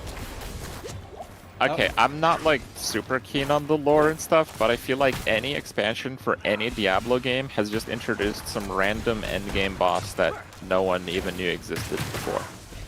Like they Oh, just yeah, like came up Malthael. with Baal, they came up with Mal whatever it is in D3. Malthael, I think yeah. D4 we're gonna have I don't know. Just some other guy. It's gonna be Lucifer or something. Like Okay, I mean, Baal was figure it something out. they came up with, but right, like that was like Act 3. They were like, but anyway, I see what you mean. I have even spicier take. I think the coolest thing would be Diablo is actually the next expansion boss, and Mephisto is our friend now. That'd be even spicier. I'm in for that. Oh man. Yeah, I don't know if don't that'll happen, know. but that'd be cool. Yeah, I highly doubt they would do that. I feel like the game is like it's much more like one-dimensional. I'm not sure if they would do something that would have that much depth. That'd be so cool. What if I mean, to be fair, I think Sis has a good point. Like in the entire campaign, Mephisto is actually somewhat helping you, but he does it for his own gain. Yeah. You know, he Yeah. does it like he's still evil, and you know he's evil, but you still need to cooperate with him, Mhm. and he needs to cooperate with you, and that is actually really cool. I think Exactly. that made the story a lot more interesting, and maybe it's gonna keep going like that. And Who knows? he's so tired. Like, we have like billions of hours farmed in Diablo 2 on Mephisto, right? He's like, okay, these guys have farmed me for so long. Clearly, they're gonna keep Yeah. winning. I'm just gonna side with them. Maybe like they'll let me be a little bit evil, and we can just like kill everyone together. This is great. I'm tired of getting farmed. He's learned. No one got farmed as much as him, right? Duh. I'm hoping. It could always be like a player choice in the campaign too. Yeah. I wish I got a choice to save Lilith. That'd Yeah, be that would fun. have been crazy. Mm. I'm Yeah. not like up to speed with my lore, but is there any chance we get like a corrupted Inarius? No, angels die. No, he's dead. He's dead. Right, but do they really die? Yeah. Demons don't, angels do. Like the big launch of D4 was like Inarius versus Lilith, and like Inarius is just gonzo immediately. It's like, hey guys, I'm dead. And then Lilith is still kind of around in many different ways in the game, but he isn't. Yeah. Well, that's because okay, I'm like 96% sure of this, but I'm pretty sure demons just respawn. They just like come back and they themselves come back. But angels, their essence makes a new angel.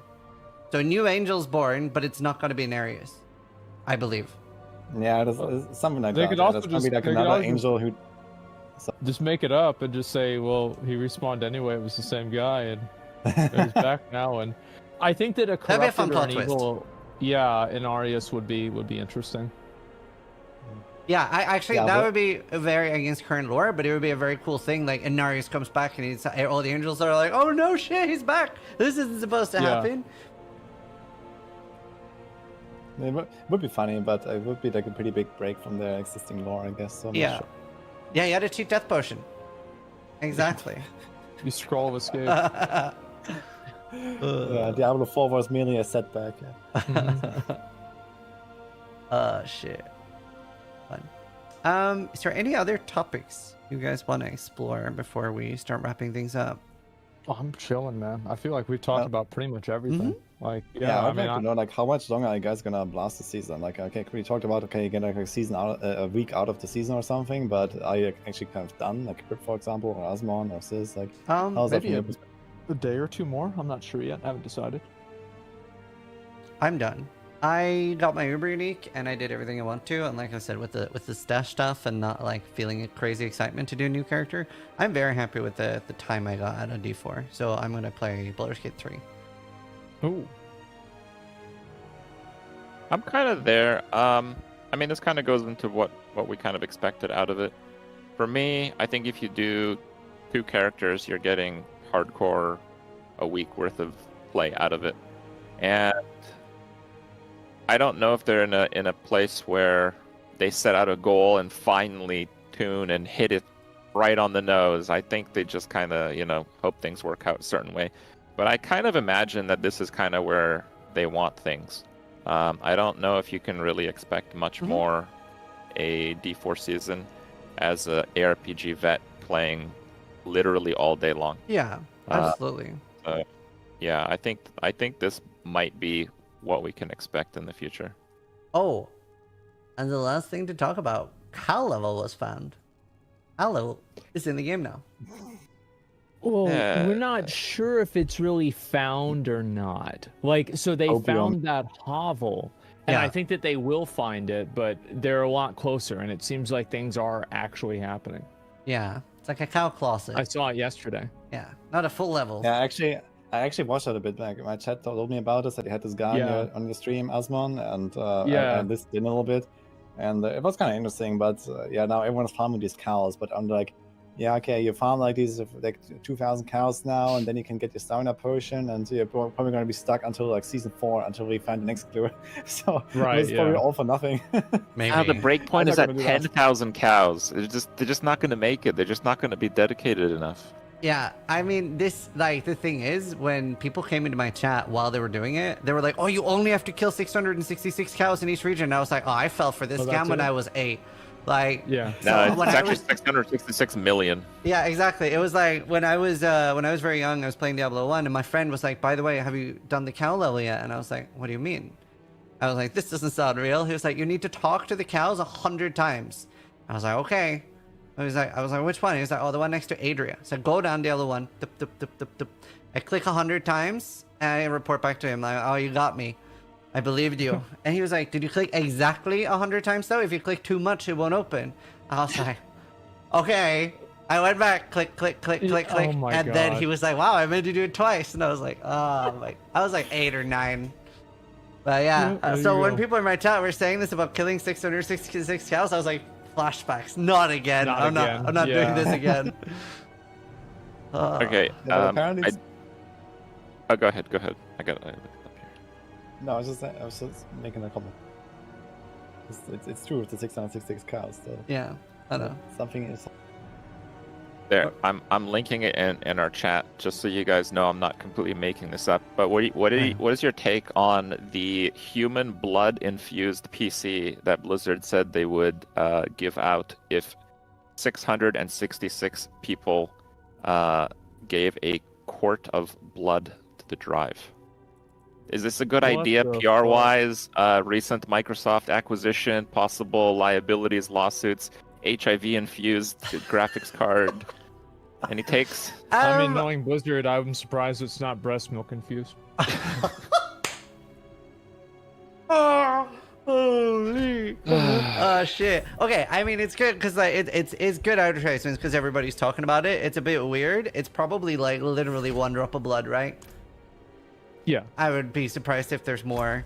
My mind was going blood cooled, like water cooling. So it's like, so I see a video from Crip like it was 6 months from now. Like, hi guys, Criparian here. My GPU coagulated. It's like, Yeah. I don't know. Non-vegan PC. Yeah. You couldn't even use this. That is actually real. I'm reading this right. Yeah. It's real. Okay, I mean, why not? But I don't know. Well, I We mean, get talked about a lot. but I've not heard about this before. But on the other hand, I mean, there are some people that will donate. I'm pretty sure, and it's a thematically fitting idea at least. And I don't It's- really have like a big opinion. I really like what they're doing with the blood drive. Like getting people to donate more, like, is really, really good. I don't know if like they could have released some sort of MTX or even given exclusive MTX to people that do donate blood. I think the PC thing is maybe like a bit of a miss. aren't you a gamer? Don't you like everything that has to do with PC? You're letting us down, sis. I am letting you down. Yeah, no, that's it. All right. To wrap things up, how about we just give our rating for D4 as it is right now? No, we have to. No, it needs the context. We have to rate pre-season, season, and season 2. Without the context, it's pointless. I think that, well, like preseason, it wasn't very good. Like, whenever the game came out, it wasn't that good. Whenever the first season came out, it was bad. Now, I think that Diablo 4, if you are a casual player, is good. And Diablo 4, if you are a hardcore player, is maybe a bit above mid. Yeah. Goody? Well, I think the game has definitely improved a lot already in like the last few months. So we're seeing season 2 now, and it's like if you compare season 2 to season 1, you can definitely see a massive jump in the quality and also the quantity of the changes. Like I think overall the patch is just superb for what we have seen from Diablo 4 so far. And if they keep going with like similar patches, then very soon we're gonna have a really nice game. So yeah, I totally agree. Like from a casual perspective, it's really good. From a high-end perspective, I mean, I don't run out of things to do. It's just because I'm someone who likes to make many builds in a season. Like I'm gonna play like 15 different builds, and I'm gonna like just space it out over the weeks. And I have stuff to do, and I like exploring the different classes and all that. So it's kind of okay, but of course, like long term, we need like a lot more like towards the tail end of the progression, and need more just leaderboard stuff and what we talked about basically. But yeah, in general, I think comparing to previous patches, we are in a really good spot right now.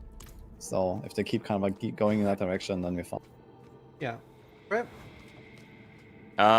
Well, in my initial review of D4, I gave the game a 6, and I was a little bit optimistic with the changes that they made, because I thought if they're changing everything, that might be because they really thoroughly tested everything and then changed everything. But actually, it turned out that when the game launched in preseason, there were a lot of problems. Every good build had some crazy bug, like crazy bug. Like every single Necro build was taking advantage of guaranteed lucky hit bugs.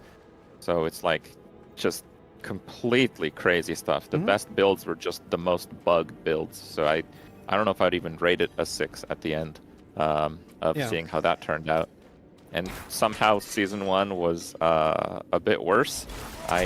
Certainly the patch notes were worse, but playing the game, I don't know if it felt that much worse. I felt like playing the game wasn't as bad as the patch notes maybe made it seem. For season 2, going through the changes, I was a bit reluctant to be optimistic in a way. It's like, hey, these changes look pretty good, but I don't know, right? I've been here before. Yeah, coming in from the last preseason and season 1, where just all the best stuff is completely bugged. Like I think in preseason I estimated there's over 1,000 bugs with skills across all the classes. Like just an insane amount of bugs. Like nothing really seemed to work how it did. It took like the most hardcore theory crafters like 2 months of preseason to actually like figure out what effects overpower. And then like season 2, it's like, guys, we're redoing it and it's gonna be good now. And I'm like, we'll see. Okay, it's like I'm not like, yeah. It's like no. We'll see is the answer. But I've actually been playing since prior to Season 2. I'd probably rate it at least an 8. And I really think they, Wow. like now they're kind of at the point where they need to figure out like how to deliver on this consistently and with a bit more fine-tuning on the balance and with a few less bugs. And yeah, I don't know how much of an effort they had to get here. Yeah, I don't know. I don't know what stops were pulled, what people were pulled off other projects to make Season 2 happen. I don't know if this is something they will be delivering every season, but I hope it is. So I would have rated, like, for me personally, and obviously, like, I am a no-lifer, so it is important. The game isn't really for me. You're not supposed to, like, play this for, like, 30-hour sessions, I guess. I would rate Season 0 a 4 out of 10. I think when it all comes to it, I didn't play Season 1. I think that was really good for me, really healthy, because as somebody that no-lifes it, if I was playing every season, that was maybe a bit not a lot to do. And I'm very happy with the direction they're going. So I give Season 2 a 6 out of 10 for me. Like, I think they've added a lot of things. I think it needs a lot more for people like me, but I think it'll get there. I give current one a 6 out of 10. Like, I had a lot of fun, but like I'm already out of stuff after what, 4 or 5 days now. So just want more stuff to do basically. But very happy with what they did this season. Just needs more stuff. And oh, by the way, for context, 6 out of 10 for me is very high. I give PoE a 8. Wow. How do you give it an 8? You put 30,000 hours in that game. Yeah, it's an 8. It's alright. It's whatever, bro. I give some seasons a 9. It's just because I play the game so much. Like I give Kalandra a 5 and like Sanctum and Sentinel like a Mine was 9. awful. But it's like my favorite game. Like I mostly play RPGs because I'm a streamer. If I wasn't a streamer, I would only be playing PvP games, like degenerate PvP games, like Darkfall Online, etc. Okay. Yeah, I think it's fair to give PoE an 8 from your perspective, because if you're like such a hardcore blaster and you do it every day and it's kind of like, you know, your life, then you also see the downsides of the game, right? You see like the, you know, you get to experience them, right? Where like a casual might just like ignore them and he's gonna have fun with like the fun parts of the game. Yeah, like the best game of all time is Darkfall Online, and I just generally love PvP games like DayZ, Tarkov. PvP so fun. There's no PvP in the RPGs. There's some in D4. But I am Alright, mister, I killed a new player in the PvP zone because it was a challenge. Okay, Yeah. but I wish there was a way to arrange like tournaments. Yeah, maybe we're gonna get something for PvP at some point. Who knows? I hope right? so. I mean, it's probably not a priority, and definitely Yeah. it should not be a priority right now. But eventually, when the game is actually like in a spot where you're like all happy, then you know why not? You know, invest a bit of like side development time on some PvP stuff. So, you know, that Yeah. would definitely- But yeah, I think that's all we have for this podcast. We can just end with shout outs, and again, like huge thank you to all of you for joining me.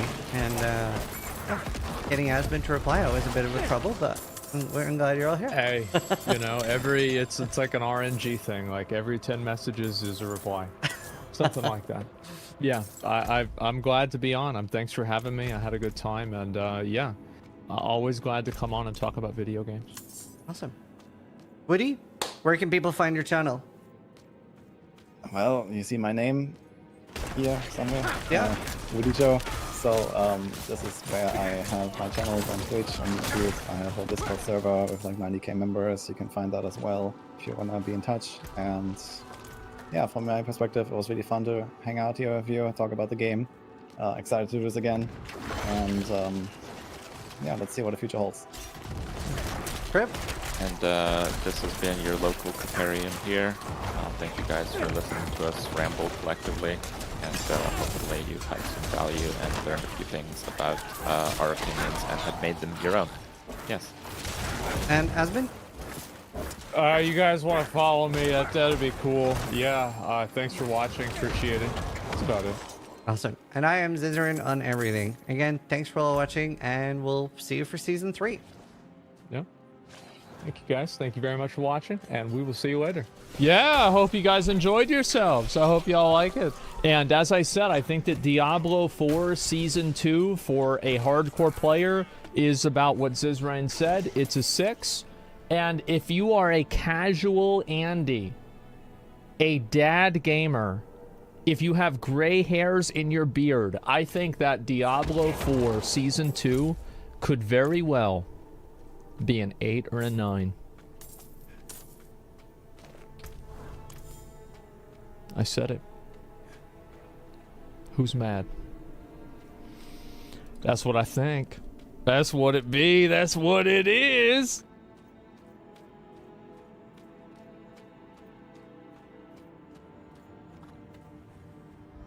Spanish streamer Rubius mutes Spider-Man 2 after hearing gender-neutral Spanish. No sé, pero el hombre al mando, Harry Osborn, tiene buena reputación. Y encima ha contratado a mi científica de abejas favorite, la apidóloga M. Young. Es la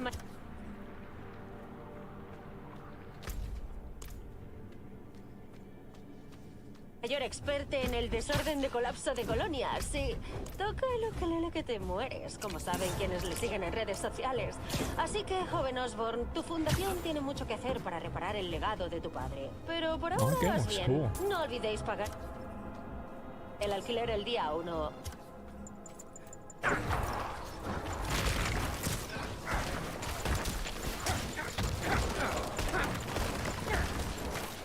Nope.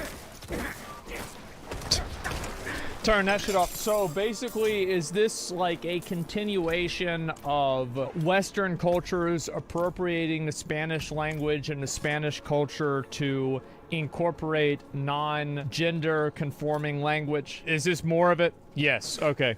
On behalf of all Americans that are not mentally ill, I'd like to apologize to the Spanish community. We don't want this either. We think it's just as ridiculous as you do. And in fact, we're even more embarrassed because it's our people doing it. This is outrageous. It's patronizing. It's unironically cultural appropriation. It's insane. And I think the worst part about it is the fact that it is one of these things where they're doing this to be more inclusive and understanding, but they're going into somebody else's space and changing it without their consent. They're changing the language that they don't even speak in often cases because it disagrees with their worldview. Oh, you're not going to change the language. I think this is a massive Rubius W. Having your language changed by a developer that is not even from your fucking country, to change it in order to make it inclusive to Western values. This is outrageous. It's absolutely outrageous. It's the oxymoron. Yes, it's the patronizing nature of it. It is cultural imperialism. Yes, it is. Now, if they want to put the option in the game, it's fine, but don't have it as a default. It's the option. It's not fine. It's not the Spanish language. These are made-up words that people that probably don't even speak Spanish have invented. It's not fine at all. It's outrageous that this is even a question. These people are inventing new words for a language and a culture they're not even a part of because it doesn't fit with their worldview. Basado, yeah, there you go. I'm assuming I know what that means, right? He turns off the podcast. What's this here? A couple hours. He's a trend. Yeah, for sure. To be fair, all language is made up. Well, then isn't that fair for people to say we don't like what you made? I think it's very fair.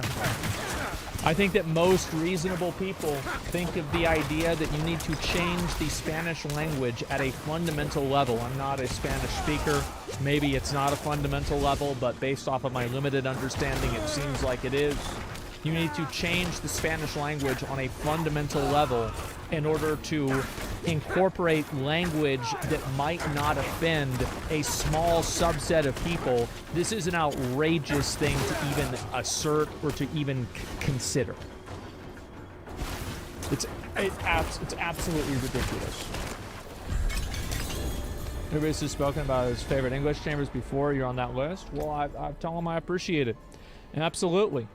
Yeah, I hope that he knows that, you know, obviously they're in the Spanish community. It's a whole different situation over there.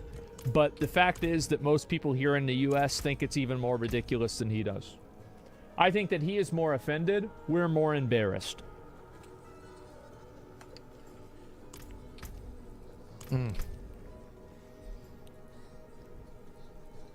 This gender neutral language, I don't understand. I think the idea is that with gender neutral language, a lot of words in Spanish, and again, like I don't really know what I'm talking about here, so like if I'm wrong, I'm wrong. A lot of words in Spanish end with either A or O. And like words that end generally with O are masculine words, and words that end with A are generally feminine words. And many words in Spanish are part of the two-gender dichotomy. And people are trying to change that because it does not fit with their worldview. And they're doing that. And I think that also a lot of the people that are trying to change this are not native Spanish speakers. They are English speakers, which is what I think makes it even more annoying and patronizing. So that's what I think. Words in Spanish have genders, in a general sense. That's my understanding. Again, I don't know.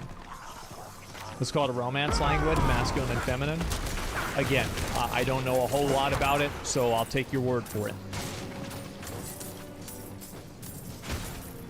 And Polish language is the same. Words have genders too. Yeah, I just think that there are people that are trying to reinvent the rules of existence. They're trying to rewrite languages that are 1,000 years old. And a lot of people aren't having it. And I'm sure Rubius has gotten some pushback for this. I just hope he knows that all of the normal people agree with him. Come the fuck on, stop ruining Spanish with this bullshit. Stop ruining, yeah, of course. A fucking course. It's not even a question. Same with German. I don't know about German. I have no idea. Like Spanish, you gotta remember, okay? I'm in Texas here, okay? So, you know what you used to call Texas? Mexico. So, there's a lot of Mexicans here in former Mexico. And I hear a lot of Spanish all the time. So, German, not so much. And let's see here. It's a lot of languages, yeah. Bad argument, languages evolve over time. Does that mean every evolution of language is good? What about people that use that argument for saying that using slurs was now acceptable because languages evolve over time? I think that you're selectively applying an argument whenever you don't actually agree with the principle, you only agree with the application. So you shouldn't use a principle-based argument whenever you don't really believe the principle. Nice try, though. I did the right thing. Yeah, exactly. They tried pushing Latinx. Yeah.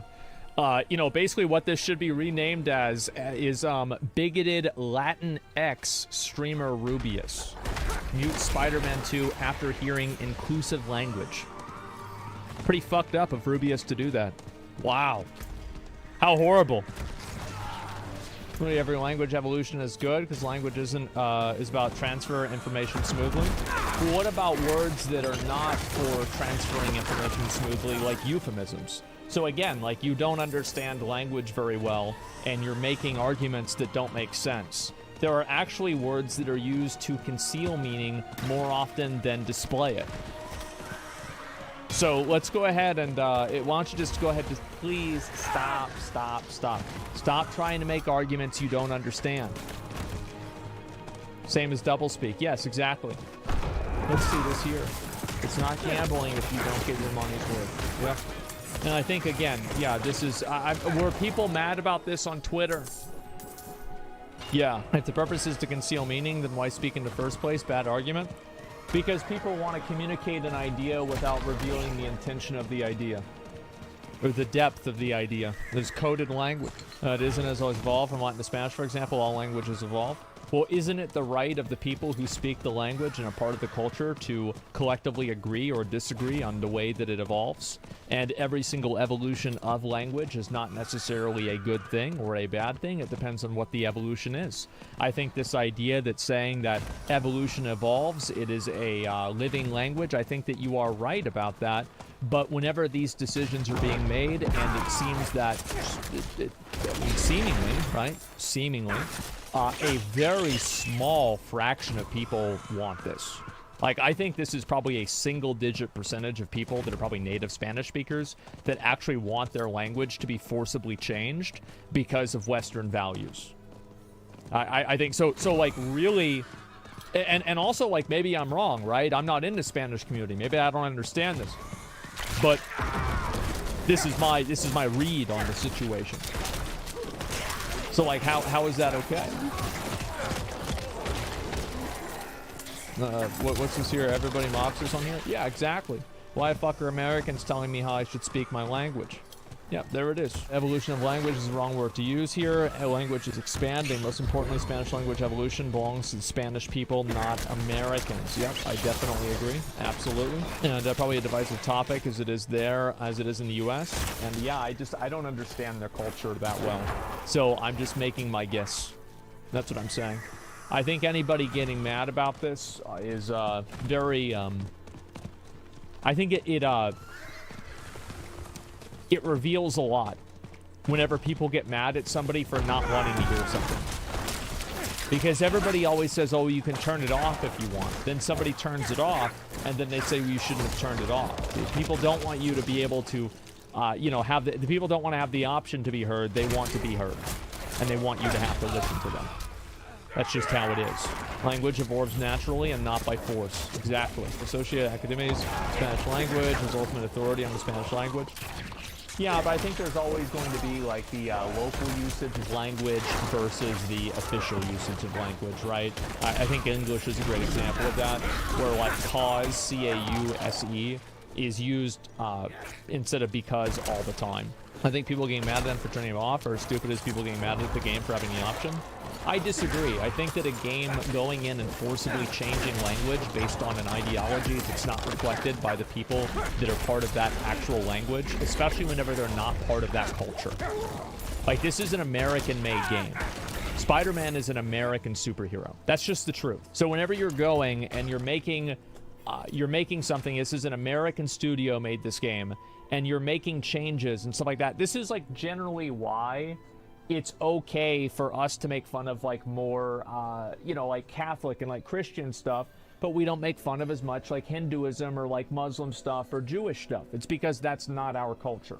Whenever you're going into other cultures and then changing their stuff, then it becomes patronizing. Does that make sense? Religion is not culture. Religion is absolutely culture. You are insane if you think otherwise. Religion is 100% culture. I would say, like, religion is like the fabric of culture. It's so crazy to me that people live in such a tremendously disconnected fantasy world that consists of Twitter and a few of their own echo chambers, that they've convinced themselves to believe things like all language changes over time are good and religion isn't part of culture.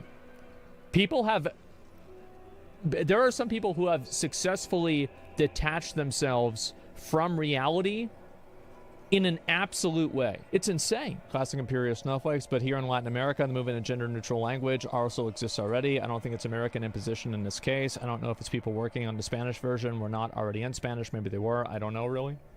Well, either way, this is all I can say, all right? I can't go and speak for every Spanish person. But here's what I can say, is that every instance of this that I have ever seen online, everybody overwhelmingly hates it.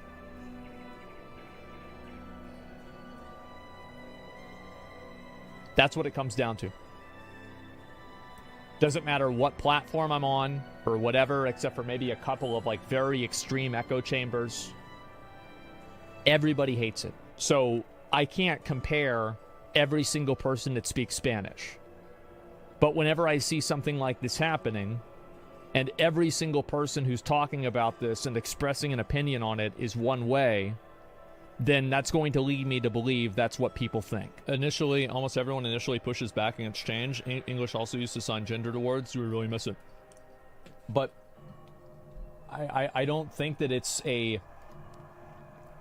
what I'm saying is I don't think this is an American studio's decision to make.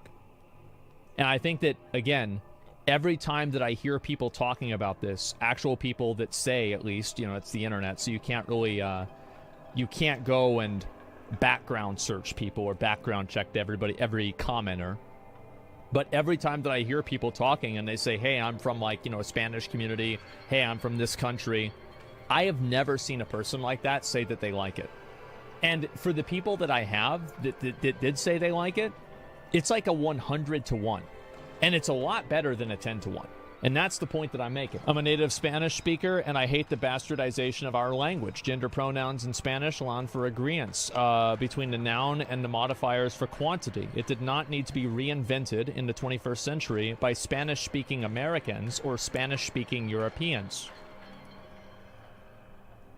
Well, you know more about it than I do. There you go. Also, this isn't a new issue. It's been discussed in Spain for nearly a decade now. I would say that in the context of language, 10 years is relatively new. I'm a Spanish speaker and I hate it too, especially the Latinx bullshit. But it's just a video game based on a fictional character? Well, if it's just a video game based on a fictional character, then why does it have to reflect real-world values? Why does it exist to begin with? How can you say that, oh, it doesn't matter? Why does it matter that it exists? Well, it matters because you said that it mattered because you put it in there. You can't do something, and then whenever people say, why did you do it? You can't use the argument, oh, it doesn't matter why I did it. It shouldn't matter anyway. Well, if it didn't matter, then you wouldn't do it. The vaguely anti-West stuff, a bit weird. People in the U.S. should not forcefully change the Spanish language. I think that there are a lot of people in the greater world that do not like how much the West forces culture on the rest of the world and how much the West asserts that their culture is morally superior in all ways to other parts of the world. And of course, if you are in the West, you probably don't feel this way because this is your culture. I do think that there are a lot of people, you have to keep in mind, the majority of people are not, in the world, are not part of this group. And I will also say that I think Western culture, from my perspective, especially in terms of, like the Socratic method, democracy, the ancient Greeks, which is like what a lot of it is built off of, I think this is the best attempt at civilization we've ever had. I am a Western civilization enjoyer. I love it. However, I am not going to go over to Saudi Arabia, over to Spain, over to Brazil, over to China, over to Russia, and tell them, hey, I've got this great idea, now you have to do it.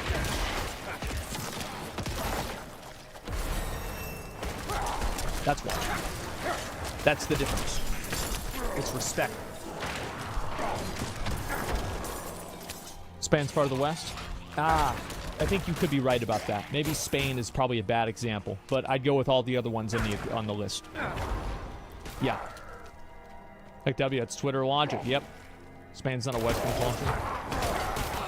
I guess usually I other Spain because they speak a different language and also they're generally part of a different culture on Twitch. Probably Spain was a bad example now that I think about it.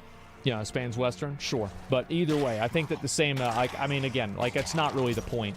The point is that there's a million other countries that I listed as well that I think do make sense. So yeah, put respect back on cultures. Exactly. People just want to revolutionize the world. Exactly. They want to revolutionize the world and they think they have the moral authority to push it on everybody else, even if they don't want it. There are a lot of things that people do not like, that I'm not a fan of in other countries. A lot of things other countries don't do, or they do, and I don't like them, or they don't do, and I don't like them. And you know what I do? I say, that sucks. Maybe one day they'll change that. And I just let them live what they're going to live. Let them do what they're going to do. And that's their right. It's their culture. It's their business, and it's not mine. If everybody hates it, then why does nearly every dev studio include it then? Because most people, I think that the truth is that most people don't really notice it a lot. And I think also this is probably a game that is being released primarily for English-speaking audiences. So whenever a game like this gets released, you don't really see a lot of that pushback on these kind of niche elements of the game because these niche elements aren't really being shown to that many people that are part of that culture. I think that's why. That's a much more logical reason than some kind of ESG thing. I mean, it could be that too. As a part of the entertainment industry, culture of accepting is much more pronounced than in the rest of the world. Yeah, all I'm saying is that whenever you take the rest of the world and then you try to tell them that they need to have the same culture, that's patronizing.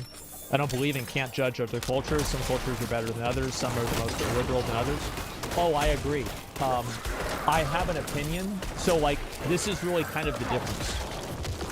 I think it's about, you can have an opinion about somebody, but you can still respect what they do.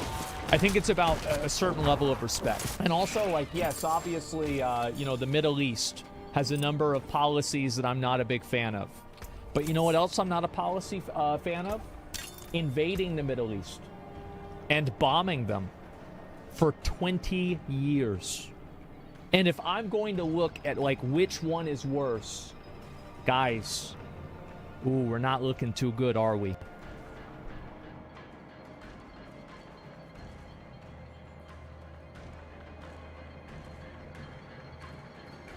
Riot's MMO got suspicious in direct news. You wanna hear a crazy stat? I've been making videos for 13 years. I've Holy been making League videos for 12 years. And this is my number 1,000. Holy fuck. Alright, enough for the break, back to the grind. Whenever I get to talk Wow. about the Riot MMO, I have to be wary of the fact that the I wonder how people many videos I've made. I have no idea. who like these videos the most do not come from League of Legends. Yep. In fact, believe it or not, but most of that audience comes from World of Warcraft. Not only is this apparent by the amount of Okay, yeah, there it is. WoW creators reacting to my videos, which I'm totally fine with, but also, here is a more statistical proof. And so, for all of you who Wait, came what's here, this? here is a more Wow, I think. statistical proof.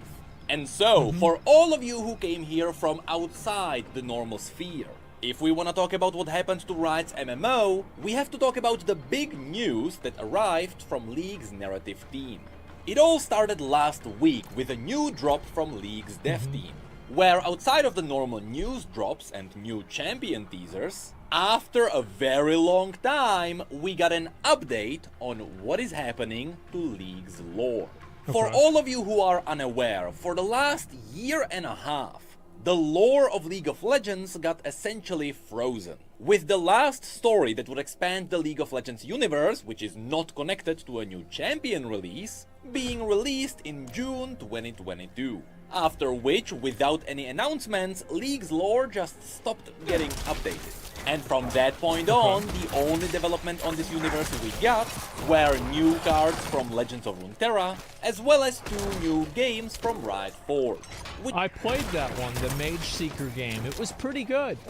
still sounds good enough, but for context, on top of that, in the past, we used to get about 20 or 30 short stories per year. So naturally, over time, the lore community went through the 7 stages of grief, starting with frustration and ending with acceptance. And eventually, after that very long time, we finally got an update. Okay. It was an update that on paper didn't seem that big, but in fact it is so significant that I turned those 2 minutes of news into a 30-minute long video. That's impressive. That's a... Alright. Among these short news, we That's learned that content. Riot is dropping short stories. Because truth be told, people are too lazy to read and almost nobody engaged with them. Which That is... You know what? I believe that. Yeah. I believe that, for sure. Nobody read the shit. even though my job used to rely on those, I have to agree with it. These days, if a story is not narrated, people won't care. Right. I mean, look at today's youth. They won't stand a narrated video if it is over 10 seconds long. So instead, Riot will Well, focus you their... have to have, guys, you have, in order to have people's attention, you have to have a person talking with like a hot girl in the video, and then above her, it's like a guy driving a car in a video game, and he's just like driving a car randomly. And like that's the level of stimulation that you need to hold somebody's attention nowadays. stories onto the bigger projects. be it bigger cinematics or gameplay events. But this is also connected to another big piece of information. The one that from now on, everything that comes out from League's IP will be canon in one unified universe. Because No, that's good. I really hope they don't go with a multiverse. I feel like any game that goes with a multiverse, I'm like, okay. So you gave up. Oh, I see. So you're giving up now. those of you who don't know, that is not how the lore used to function. League of Legends used to be a bit more like a multiverse. Now, I have never seen the Avengers in my life, but from what I've been told, it functions a little bit like the MCU. The core canon universe. Well, the MCU works really well, and everything in the MCU is canon. It's all in basically the same universe, and it makes sense. The only reason they had to do a multiverse for Marvel is because there were comics wrote 40 years ago that don't make sense today. Earth is the one that was connected to League of Legends. Oh, by the And way, all- guys, in case you didn't know, the MCU ended in, I think it was 2019, whenever Avengers Endgame came out. That was the last Marvel movie that came out. They stopped making them after that. its lore came from a website called Universe, which is where you can also find the interactive map. But from this core universe, you had other versions that would branch out. Right. For example, Arcane was never canon in the core I universe. thought it is now. In fact, the differences in the stories between Arcane and League of Legends are quite big, which Wait, so is Arcane canon or not? I thought it was. It is now. Okay, all right. is why the video where I explained those differences was so popular. Of But course. on the other side, we also had Legends of Runeterra, a card game rooted in League's universe, which also brought up things which were never mentioned in the core universe. And so, Legends of Runeterra was also considered a different version of the core universe. Sure. But now, with the news we were given, it was confirmed that all of these are being united. Wow. So that everything can be canon. Oh, Now, that's of good. course, this would mean that some parts of some of the universes have to be retconned. Oh, we can keep because that. only one true version of the story has to make it through. Which is why, in some parts, there is a little bit of a confusion in the community. Sure. But in fact, it was confirmed that Arcane is now fully canon, Holy with shit. Legends of Runeterra being second in priority. Because Right. it was confirmed that the vast Oh, this guy majority was of in that that game game. is already in line with the new universe. Which means that these two together will overwrite everything else that came from the core universe. Now, I understand that all of this sounds a bit complex. Yeah. But there is a very good reason why Riot is doing this. On one side, Well, it I is think they're doing it because they're trying to future-proof their game. Like, this is one of the biggest problems that developers have whenever they're trying to make, like, a extended universe of something, is that there's so much conflicting information. I think WoW had this happen a lot whenever they tried to, like, especially post, like, or, like, pre-Legion, things were really fucked up. Like, they were super, super fucked up. It was so bad, like, Blizzard had to write a book and unfuck everything. They said, this is so bad. We've got to write a new book. We've got to retcon half of this stuff because none of it makes sense anymore. Well, it never did, but now it really doesn't. So it's like what they're doing is they're making it an IP. That way they can make another show like Arcane. That way they can make a movie. That way they can make a another game. They can make an MMO. So the world can exist in like all in the same place. So that's why they're future proofing it, which is smart, rather than just trying to have, like, you know, 8 different versions of the same game. a bit of a Prequels, reaction sequels, to spin-offs, feedback. yeah. Because no matter where you went, people either didn't know about the multiverses and they thought that Arcane was fully canon, or they knew about the different. Because, like, am I the only person that thinks multiverses in games are confusing, stupid, and annoying? They're the most obnoxious fucking thing. I hate it's a cop-out. Yes, I think they're such a cop-out. Example? Let me think. An example of a stupid multiverse. I think the Marvel movies, or like look at DC Comics. I think that's good. Fate, Grand Order. I don't really know a lot. Warlords of Draenor. That's a fucking perfect example. Versus make me not care about the war anymore. Yeah, and that's the reason why. Because the multiverse. This is why I think multiverses are stupid. It's because whenever you have time travel or multiverses, I think time travel is kind of the same thing, is usually it effectively is. You take away the finality of everything in the game and everything in the story, because there can always be another version, there can always be another timeline, there's never any stakes, nothing matters anymore. There's no permanence to anything. It's all meaningless. Versions of the story, but because Arcane was so good, they wanted it to be canon. So with this merging, you're gonna be satisfying most of your audience. Which, by the way, now also means that by watching Arcane, you're just teasing yourself for the MMO. But the other reason why this happened, and arguably the more important one, is that this is a setup for Riot's future games. Exactly, Right yeah. now, besides Riot Forge, there are 3 big games related to Runeterra which Riot is working on. Project The L, fighting yeah. game nicknamed Project L, This looks a pretty kind of a cool. forgotten top-down fighter called Project F, which we still have no information on besides that very short clip, and of course, never saw the that. long-awaited MMO. But the amazing thing about these games is that now, with the news that arrived, we now know that all of these will be connected.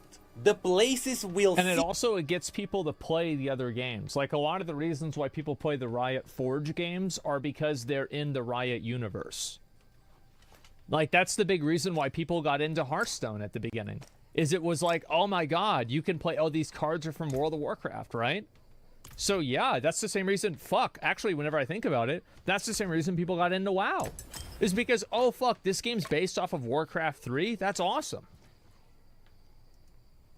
will exist Same across thing. all the games. The characters will be consistent no matter where they appear. There it And is. their story and motivations should be linked in some way. Mm-hmm. Of course, that is unless it gets overwritten with gameplay. Now, I know that all of this may sound insane, and perhaps a little bit far-fetched because it may not seem like a big deal. But that is where Riot disagrees. Because a very important detail is that Riot announced that they now have what they call League's IP team, with their job being to oversee everything that comes out of League's IP and make sure that all the stories that come out are consistent in that one singular universe. Or That's good. I mean, this is, yeah, that's smart.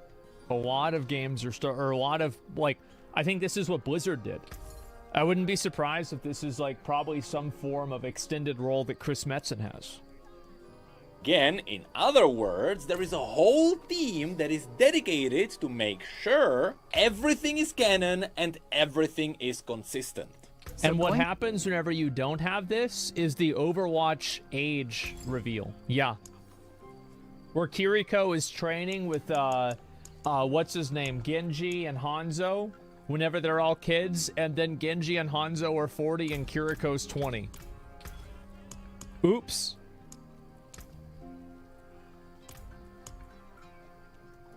Forward, from today, all new storytelling is going to be part of one shared canon, rather than a jumble of different How did this happen? experiences that are people similar working on but it. inconsistent. And our goal is to ensure that major events in our stories, as well as the essence of what makes a champion who they are, will be reflected across everything that Riot makes. Which, as it turns out, should Somebody be says, do you feel like Riot's overtaking the PC game industry where Blizzard aimed in the past? Riot is in a lot of ways the new Blizzard. Like, they release very good games, and all of their games are good. And they have a huge fan base of people that are, like, fervently fans. a big deal Valorant, for though? Riot's Valorant's MMO. awesome. What do you So mean? let me explain how it's What's wrong with related to Valorant? that. You see, in the past, when I was working on the Riot MMO videos, Mm-hmm. we always talked about everything as a hypothetical. We Yeah. knew what existed in the universe. And so we were able to pick out all the things Riot might put into their game. Did you catch it? No matter what we talked about, be it the base world, the races and classes, Yeah. the bosses and villains, the loot, or even the mounts, Sure. they were always things Riot might put into their game. because we always assumed that the MMO will be a twist on their universe. But now we know there will be no twists, not with the IP team overlooking it. Yeah. Now, what's even better is that if you go Yeah, it's like you know exactly what to expect now. back to those videos, you'll see that for the majority of the examples, I showed you things from Legends of Runeterra, which was confirmed to be one of the foundations of the new universe. Which means that all those videos became way less hypothetical and way more like a guideline for what is Riot trying to recreate. Yeah. Or in other words, somehow those videos became a lot more relevant. Which is funny because now one of they're the real. big critiques I got for those videos was that they were awful because Riot's MMO was just one big mystery and I was making stuff up. That's so dumb. Anybody that said that is dumb. Like, they're not just gonna make everything up, they're just gonna use the existing world. The same as they do. Like, yeah, what idiot dumbass would say that? So was I now? To put this into context for WoW's audience, if we go back to 2002, Which game do you think's gonna come out first? The Riot MMO or Ashes of Creation? oh god, we are old. Back to when Warcraft 3 was released. If you look at all the world building that came with it, you'll see that since then, things changed. Yeah. Especially if you look at the world map. The Warcraft 3 map was vastly different totally from different. what made it into WoW. Yeah. In a way, people considered the WoW version an upgrade and an evolution over what came before. Yeah. But when you break it down, it also became an alternative take on the world. One that made more sense story-wise and gameplay-wise. Because the map was reconstructed so that leveling and traveling around made more sense. But at the end of the day, there was still a lot of canon story that happened on the old layout. Yeah. And well, for the longest time, this is how we thought Riot's MMO would work. When it comes out, there would be some changes to the story and the world. So that the MMO... And I think there probably will be like minor nuance changes in like geography, like adaptations, but in a general sense, yeah, like I don't think that it's gonna be like one for one in every single instance. But yeah, of course you're gonna see a little bit of that, but nothing big, yeah. MMO wouldn't run into gameplay issues. Which means it wouldn't really be a one-to-one recreation of what we had.